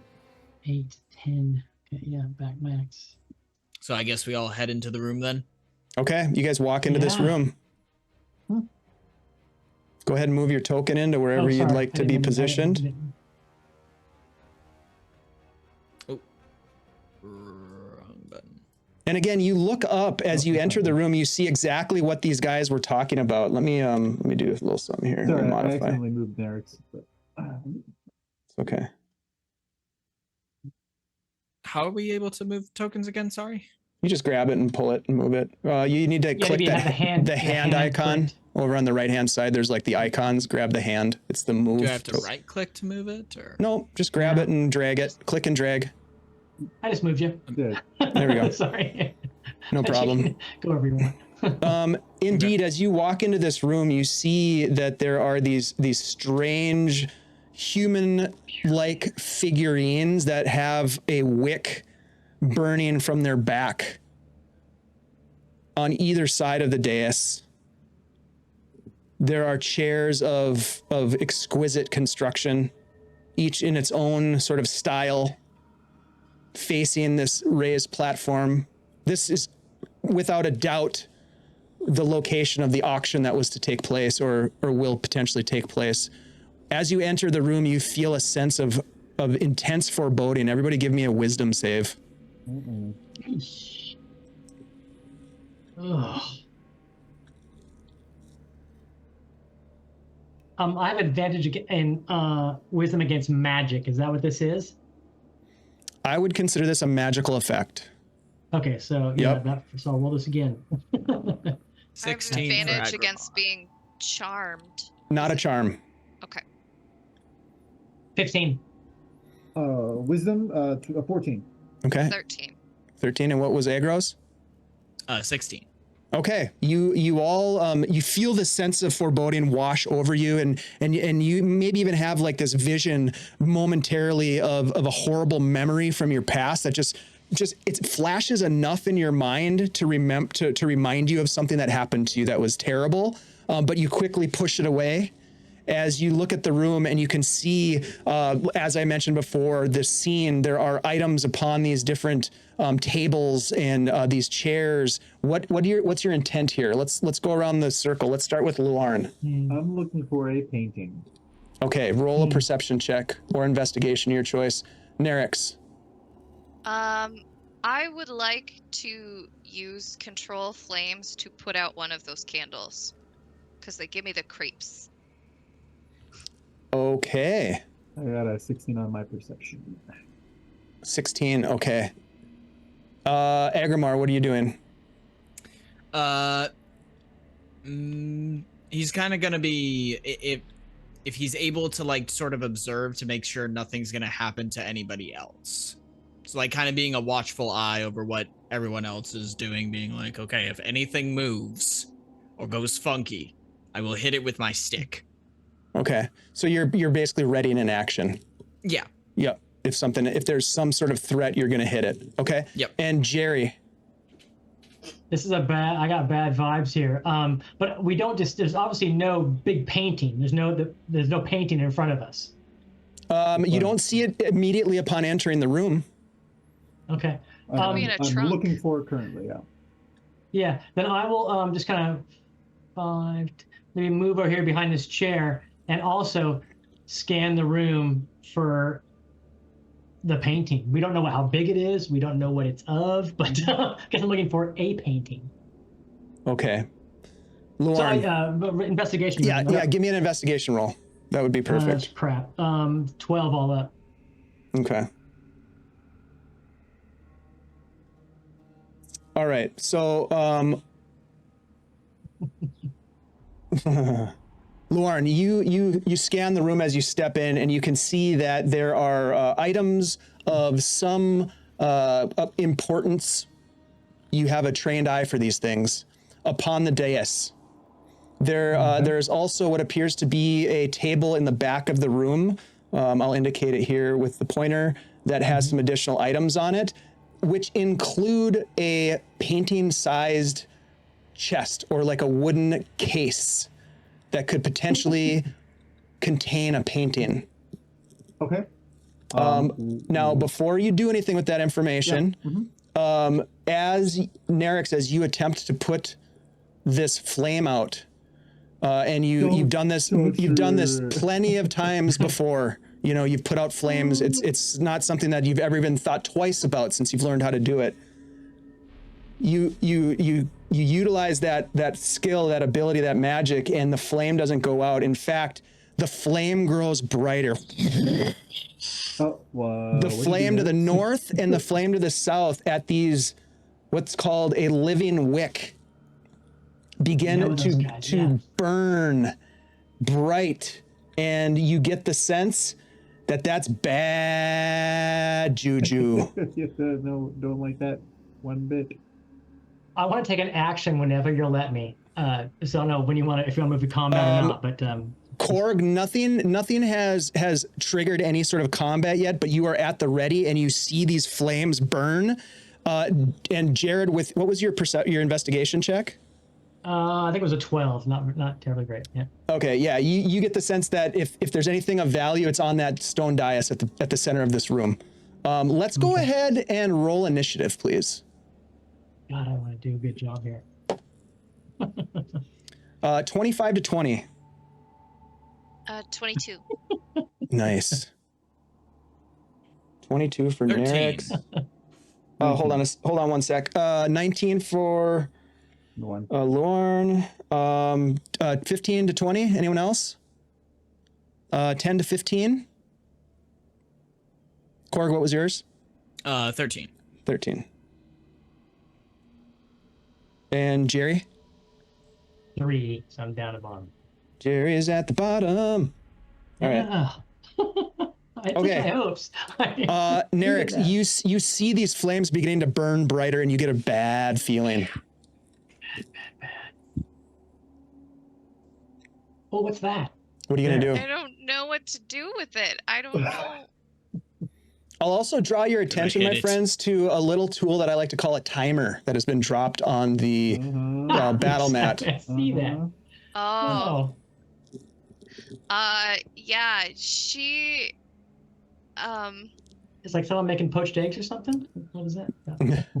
oh man, she's just gonna run over 5, 10, 15, 20, 25, 30. It's just gonna vault the desk. Starsky and Hutch over the desk. Yeah. And the I will dope monk say, shit. And as you pass by these wicks, these wax creatures, this one to the north, who you pass by, is going to make an attack of opportunity as you move past it. Oh no!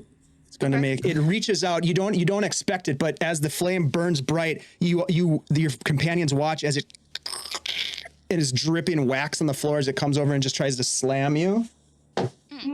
That is a dirty 20 to hit you. And That you're gonna does hit take me. 4 bludgeoning Should've done damage. More beer at the break. Yeah, sorry, we're going a little bit late here. My Okay. apologies. Sorry. We're almost done. I'm You good. guys are about to die here in a second. I mean, we're almost done. So you get hit with that attack. You can continue to move though. It doesn't stop Okay. your movement. Yeah, then I will vault over and I'm gonna see, like, do I see anything like the package to grab? Yeah, you Like- see you see a large painting size, like 4 foot like wide and 2.5 to 3 foot high, thin wooden case with beautiful filigree around the edges, and it seems to have like a clasp on it. It I'm looks gonna like grab it. Okay, you grab it. All right, that's your turn. Do I that- have any? Oh, hold on. How much is my movement though? 45. Okay, so I would like to then continue moving. You have 45 feet of movement. Yeah, Well, 15, yeah, 20, yeah. 25, 30, Okay. All right. 35, Wood elf and monk. 40, 45. I guess so. I'm back here. With the painting. For some reason, your token didn't move for me. Oh, I see it. Does Move- anybody move for me. else? I see it on top Yeah. of the big dais area. Oh, refresh, Dave. Yeah. You're back on the dais. Yeah. Is that where you're at? I'm on. Yeah, I'm Okay, got you. just the other All side right. of the desk. Luarn, it's your turn. All right. I yell to to Jerry, bag. Repeat. Okay. Okay. Yeah. All right. Got it. Yeah. Check. And I will run over to where Nerix is. And if she lets me, I will take the painting. Yep. Go ahead. And we're gonna relay race this bitch out of here. Let's go. Smart. I'm gonna move. I'm gonna grab it and then run out as much of that movement could take me. So how many feet do I need to move to her? She said she's on the other side of the thing here. Yeah, Sure. I'm on your side of it, so. Thank you, Chaotic 10, Good Gaming. We 15, appreciate 20. your beautiful comment. Right, I can move Very to funny. right outside the door is what I can do. So you have the package now. Uh-huh. Okay. Wow. Okay. And I'm still calling back to Jerry. Follow me with the Yeah. bag. Get out! Coming. All right. I rolled a Aggro. 3. Wait. Aggro, it's your turn. Aggro's gonna suddenly see these things sort of animate and start hitting people, Mhm. and he's going to run up to hold on. Am I able to? For some reason, my thing is having. Oh, well, it's grabbing the wrong people now. Okay.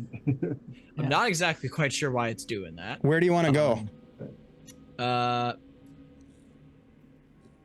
Right there, if I'm able to.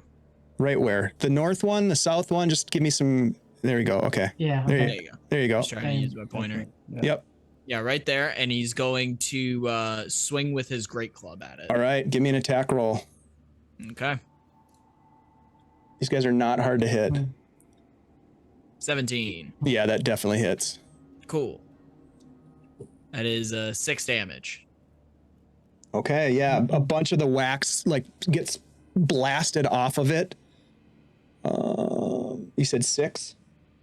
Mm-hmm. Man, these things are more robust than you thought for wax. Yeah. That brings us to my turn for them. And let's do this first. And one of them is going to move off of this what's the word I'm looking for, guys? Dais. Brazier. The brazier, thank you, and is going to attack Nerix. Brazier. I lost my words there for a minute. That's going to miss. I rolled a 6, and the other one is going to also attack Nerix, and that's going to miss as well. I rolled a 5. So they both miss as they come off this thing. They're awkward and clumsy, but they're swinging to try to slam you and grapple you, but they do miss. That brings us to Jerry at the bottom of the order. Jerry. Jerry's like, ha, ha, ha, what's going on? He's human This- Kale, Human This Torch, is where we I'm running. run. 5, 10, 15, 20, running there to the door to follow the fox out. Disentangling his bag of holding, but at the same time makes that movement and then turns and casts. He wishes they were in a line, but they're not, but he needs to do it anyways. Casts Lightning Bolt at Oh, shit. Ooh. this guy here. And Okay. yeah, that is a dex saving throw. As you can imagine, they're not very 15. dexterous. Yeah. Yeah, 15 dex No, saving throw. that's a failure. I rolled a 14. They take 8d6 damage. Please roll it up. Let's take this guy out. 6, 9, 15, 18, 21, 22, 28 points of damage. Nice. 28 points of damage. Yeah. It had 28 points of hits points. It is dead. It drops to the ground and is no longer a threat. It's just a pile of wax. I'm going to take my last 5 feet of movement now to just go boop right here next to the fox. All right, back to the top of the order. Nerix, this thing just swung at you. You watch as this bolt of lightning came across and obliterated this other creature. You've got wax kind of like sprayed on your shoulder. What do you want to do? I am just gonna take the dodge action and I'm gonna run. So 5, 10, 15, 20, 25. Disengage action. Disengage. Yeah. All right, so Oh, you yeah, disengage sure. and run out of there. Got you. Okay. I have 45, so I think I can get there. Yeah, you can get a long ways. Take the package. Luarn, it's your turn. Oh, really? Okay. Then I will continue moving with the package. The bag. I'm holding my bag to you. Oh yeah. Oh, throw it in the bag. If you want to take it. Yep. If you can. I'll take it. Interact with object because I got the cunning thingy. I will grab it, throw the package in the bag, and yell at Agromar, "This is where we run!" and keep moving. All right. Yep. You guys I'll move get on to the out of door. there. I'll get to the door. Yeah. Yeah, that's fine. Agro, what are you doing? This thing is looming in front of you. What would you like to do? Agromar is going to hear the call to run and he's about to turn around and do it, but then he has a thought. Wait a No. minute. Oh no. Sometimes I it's know. good. Wait, No, I don't know think. this one. Fire doesn't like cold, and he's going to do a frostbite cantrip on it. Okay. And that's it has to make a con saving throw DC 13. All right. Con. I rolled a 13. It has no bonuses, but I rolled a 13, so it saves. Damn. I think it on a fail it's this it doesn't Is it say a- anything about Is it if a cantrip succeeds. or is it it's a cantrip, isn't cantrip. it? Yeah, no, it It's a doesn't do cantrip. it doesn't So do half damage. anything. No. When that doesn't do anything, he's just like, I guess I was wrong, and then he's going to start to run away. All right, it's going to take an attack of opportunity on you. Raiders. Yep. That is probably going to hit. That is a total of 18. Hey, thanks for the raid, you guys. Blue Cottage D&D, great to see you guys. We really appreciate it. We are in the Undercroft below the Abbey of St. Cuthbert in the iconic Greyhawk city of Verbobonc right now, and we're pulling a heist and hopefully getting out of there. Okay, so it's going to hit you with that attack, aggro, and it's only going to do... Ooh, I rolled max damage, so it's gonna do 6 bludgeoning damage as it slams you from behind as you run. Doesn't stop you from moving, but it does do damage as you make your hasty escape from this room. All right, awesome. All right, so you run, and at this point, we can step away from the map here as players. We don't need that anymore. You guys make your way. I'm assuming you're gonna backtrack through the sewers. You're gonna get out of the sewers as stealthily as you can. How'd Jim and Joe do? What's that? How Jim and Joe do, the guards that were Yeah, exactly. preceding Well, us. You don't see them, Okay. so you're not 100% sure. Wrapped up in a cocoon. But I will say you get a bit of a clue of what happened as you guys emerge out on the street, and you can hear the bells of the Abbey. Ga-ding, ga-ding, ga-ding, ga-ding. And there are guards racing towards the Abbey. Guards of the crown. You can see that there are priests, the billets, that are sort of like arming themselves to find out what's going on, as maybe somebody has sounded the alarm, perhaps. But it's not hard for the 4 of you to blend into the chaos of the street. as you make your way and find a safe alley to duck behind. You have put, I'm assuming you put, or from what you said, I think you put the case inside of the bag, correct? In the bag of holding. Bag of holding. In the yes, bag of holding. yes. Okay, so it's very easy for you to sort of like whistle and walk away, and act like you had nothing to do with it. Oh, goodness! What could be happening at the Abbey? Yeah, there's chaos. Goodness. There's chaos at the Abbey for sure. My question to you is, what do you intend to do? What would you guys do now that you have stolen a wooden case? We have a wooden case, but we need to know that We need to go to some secretive place and open it up to make sure it's what we want inside. And also get all the wax and sewer smell off of us. I would want to contact my contact, Karst? Master Karst. Mr. Karst, and take this to a safe house. Which he has available. Yep. You meet with Karst. You find your way to the safe house very quickly, and there's a man waiting for you there who runs the house that you've met before, and he lets you in. Karst arrives not more than an hour later, and he looks at you. You look like shit. Was it that bad then? It's funny you should say that. We have to go to get there. I fell into some. And you're covered in Still wax. on him. Mm-hmm. Shit I think and the wax. candle burned some off. You know. A tale of shit and wax, we'll call this one. Exactly. Exactly. Well then, Nature of the beast. So, Lauren, have you got something then?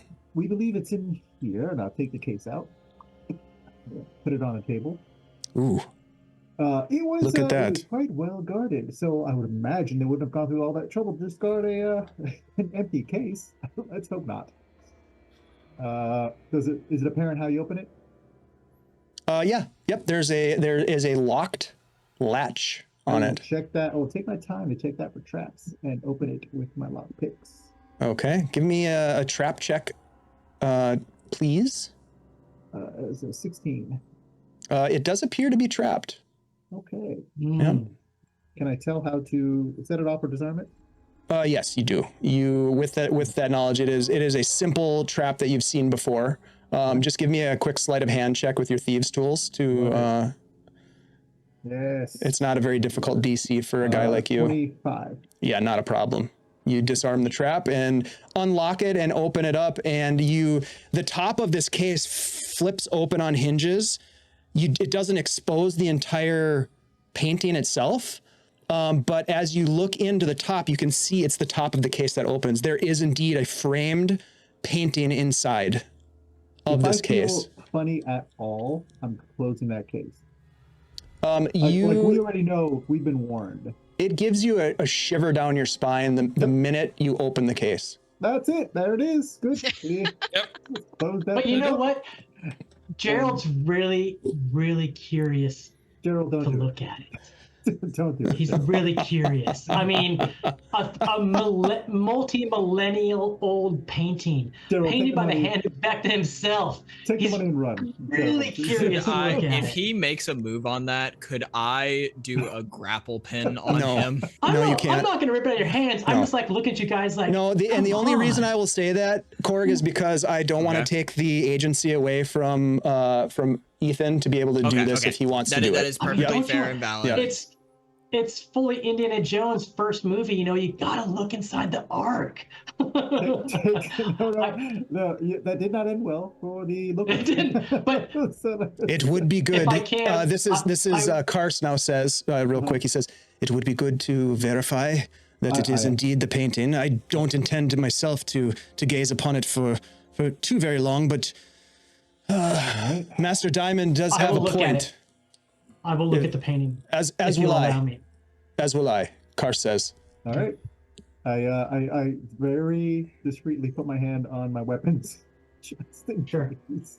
No. All right. Carson, I guess will if we need. Yeah. Let me ask, who intends, aside from Jerry, who intends to look at it? Karst and Jerry right now.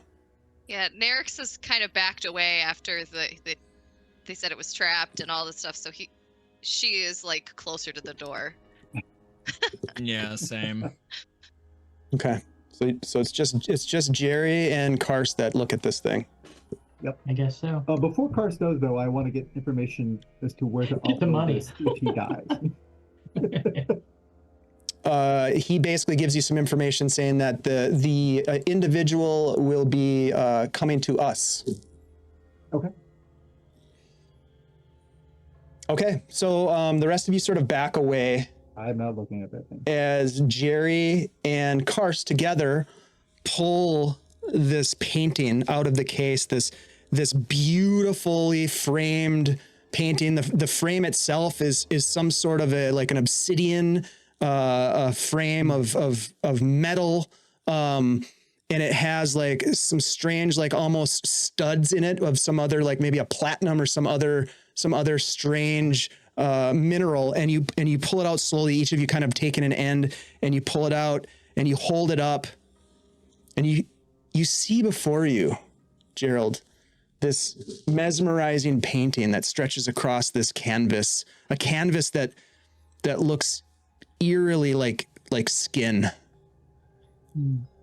Skin. but black. Spoiler. Skin. It gives the impression of an endless, starless void, some deep black pigment. Oof. At the center of this painting, there's an intricately detailed eye bathed in an ethereal twilight glow. It almost, yes, it does. It stares right at you with an intensity that you have not felt in your life. The eye itself is this strange mosaic. It has these swirling cosmic hues and like shimmering purples and blues and luminescent greens that sort of sparkle. It's almost like you're being mesmerized. And any of you that are watching this, you get the sense that Karst and Jerry are almost like in a sense of hypnosis, perhaps. Around this eye, Jerry, as you're looking at, there's a series of ancient, indecipherable symbols that just sort of like start to glow in a circle. And they intertwine with these weird celestial patterns that sort of hint at constellations. I don't know how much Jerry knows about like astronomy, but it almost looks like a star map of some kind. And as you gaze into the painting, you get this sense of weightlessness, distant, Like a map like you're another plane, perhaps. Yeah, and it almost feels like you are having an out of body experience, kind of an idea, I think. And you could hear almost like this haunting melody in the back of your mind. And with that, you kind of gasp for air, as Karst does, and he just drops his end of the painting and it kind of slides back in. You drop yours. It slams into, and I kid you not, when it slams down into the case, the hinge closes. Boom! Like it was meant to be. It was meant to be closed. Jerry! Are you still Jerry? Gerald, I would like you to roll, okay? as will Karst, a wisdom saving throw. This Sure. roll will be with disadvantage.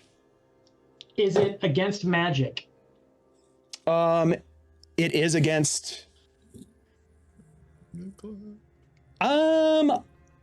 Yeah, let's say it is against. It's a form of magic. Yeah, we'll call it magic because Okay. it is a form of magic. So I have advantage on that, so it's a flat roll. Is that all right? Yep, a flat roll. Yep, Okay. Wisdom, huh? yep. I'm trying to beat an Holy 18. Fucking shit. Natural 20. I rolled a natural 1. No. Oh, Goodbye, Jerry. Oh It shit! is called a one shot. no. Jerry is Vecna now. No, Jerry. Gnome Beckman. Jerry, as the thing shuts closed, everybody's like breathes a sigh of relief, and Karst like kind of steps back and like reaches out, Lauren, and kind of like reaches for you to help him steady himself. Told you, friend. And you look over at Jerry, and Jerry's eyes are wide, and he just falls over dead. So does he do like Rossini, like he's laughing and then just dead? He doesn't make a sound. The last thing you hear from him is a gasp of air, as if he is pulling something into himself, and then he is gone. Jerry. That's all right. Jerry. That's a good way to end. That is a really good end. I That's a saw solid into end. the void. You saw some shit, bro. I turned to I saw Agarmar. some shit. I turned to Agarmar and said, "Dan, this is why we don't do that." Exactly. I hope We- lesson learned today. We need to get rid of this painting You heard- as soon as we possibly can. I think I said that 5 minutes ago. We're still going to get paid, right? So, And now I you, think yeah, it's we'll one have, less we'll person have to a divide little up bit with. more. We should also get a Exactly. little bit of a compensation fee for that, and he points to Jerry. You mean We'll use his share for his funeral and to Yes. take it back to his family. so? All kidding aside, a blanket is put over Jerry. He is not. There is no. Like revivify. There is no. No, He's no death saves. no. There's no death Yeah. saves. No He's resurrection. gone. He's not there. There's nothing inside his body anymore. And a couple hours later, you guys are sitting in this dim room, sort of just, hurt. You're injured. You've taken some licks. You've healed, but you're emotionally drained. Your friend, your companion is dead. And Lauren, it's been a while since you've lost one of your team members. There is this crackling of energy, and at first you all sort of like get ready for whatever's coming, right? Like, oh shit, here we go. And there's this strange bluish green vortex of energy that apparates and starts to spin, and it reveals this magical portal. And there's this tall man in these finely tailored robes that steps through the portal. And Karst gets up. At this point, Karst is kind of recovered, but he seems different to you, Luarn. There's something's different about him. There are no pleasantries exchanged as this man looks at Karst and just says, "The painting." And Karst goes to the box, the crate, and just hands it and like grabs and slides it across the floor and gives it to the man who picks it up. Still recognize You this can't- person? You can't quite make out the features of this person. It's almost like they have some sort of a magical, like chameleon sort of thing going on where their form is not readily visible, although they're there. The Eye of Twilight case is handed over. The man says, "Yes, you've done well, Karst. You and your team have certainly earned your reward."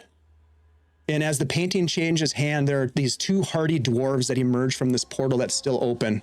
And they're carrying this heavy banded chest that they set down with a thud on the ground before you. And they throw back the lid, and you look inside, and it's just filled with platinum. Just a pile of coin. And it's almost like it's spilling over the sides. It's glinting in the strange illumination from this portal. It's more coin than you've seen, and it's Jerry, platinum. You're going to have the nicest casket, rosewood. We're gonna give you a great funeral, buddy. Gilded. With your attention on the coin and in the chest, you almost miss the next part, but maybe not. Maybe you don't miss it. This mysterious benefactor, their features still obscured by this whatever this arcane interference is, steps forward and produces a dagger.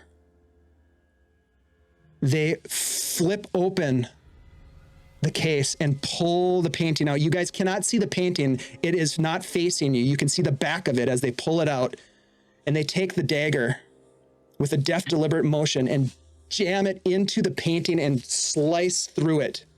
There is this sort of explosion of starburst that fly out of it, and the tattered remains just kind of fall to the ground. Wow. He pulls from the remains a piece of stained parchment. Apparently it was concealed within the painting's layers. As the painting hits the ground, it bursts into flame and burns. And this man, as he holds this parchment for just a moment, he mutters a single word that you maybe hear, maybe not, as you're sort of looking at this chest of platinum. But he mentions a single word, Osnabrult.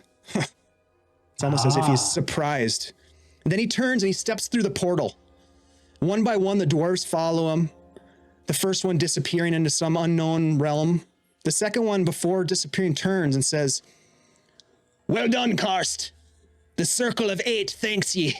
We'll be in touch." And then he too disappears through this portal. And there you stand. Successful in your mission. You've lost one of your own, but you're wealthy beyond belief. What happens next will be left for a future tale to be told, perhaps one that will mark the halls of some great bard's chorus, perhaps not. Perhaps it will remain shrouded in mystery, but we'll just have to wait and see about that because this game's over. Congratulations, my friends. Nicely done. We did it? Question mark. I don't know. Thank you guys for playing. Thank you. Jerry? Yeah, thanks for DMing. Jerry, that was a gutsy move, but massive props, Ethan, for that little bit at the end, knowing that it was not a good idea. Epic way to go out. He was too curious. And I kind of figured that of all the players that you, Ethan, would be the most tempted. And I was right, just based on sort of what I know about you, Yeah, absolutely. Even me and the character. Yes. Right. Jerry, would have wanted, yeah. So anyhow, I hope you guys had a good time. I certainly did. It worked out fairly well. So yeah, there we go. That's a heist in D&D. That was a lot of fun. Yeah. Yeah. Congratulations, my friends.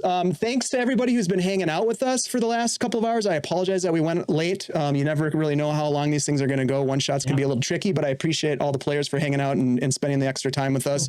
And I appreciate all the folks who are in the chat. And we're getting goofy and having a good time as well. Let's quickly go around the table here.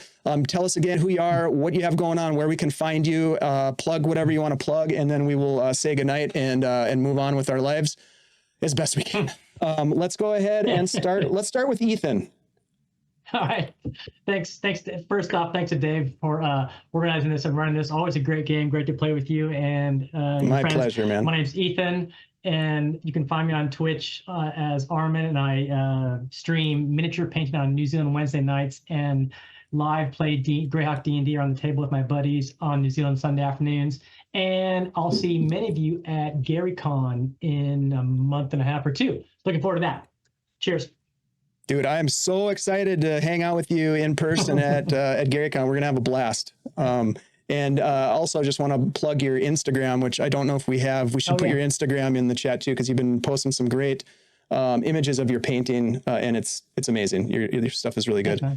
Yep. All right, let's jump over to a new friend, Korg. So happy that you were available to play in this. We met over on Gazumba's channel not too long ago, and I'm glad that you were able to join us. Thank you for being here. Tell us a little bit about yourself and where we can find you.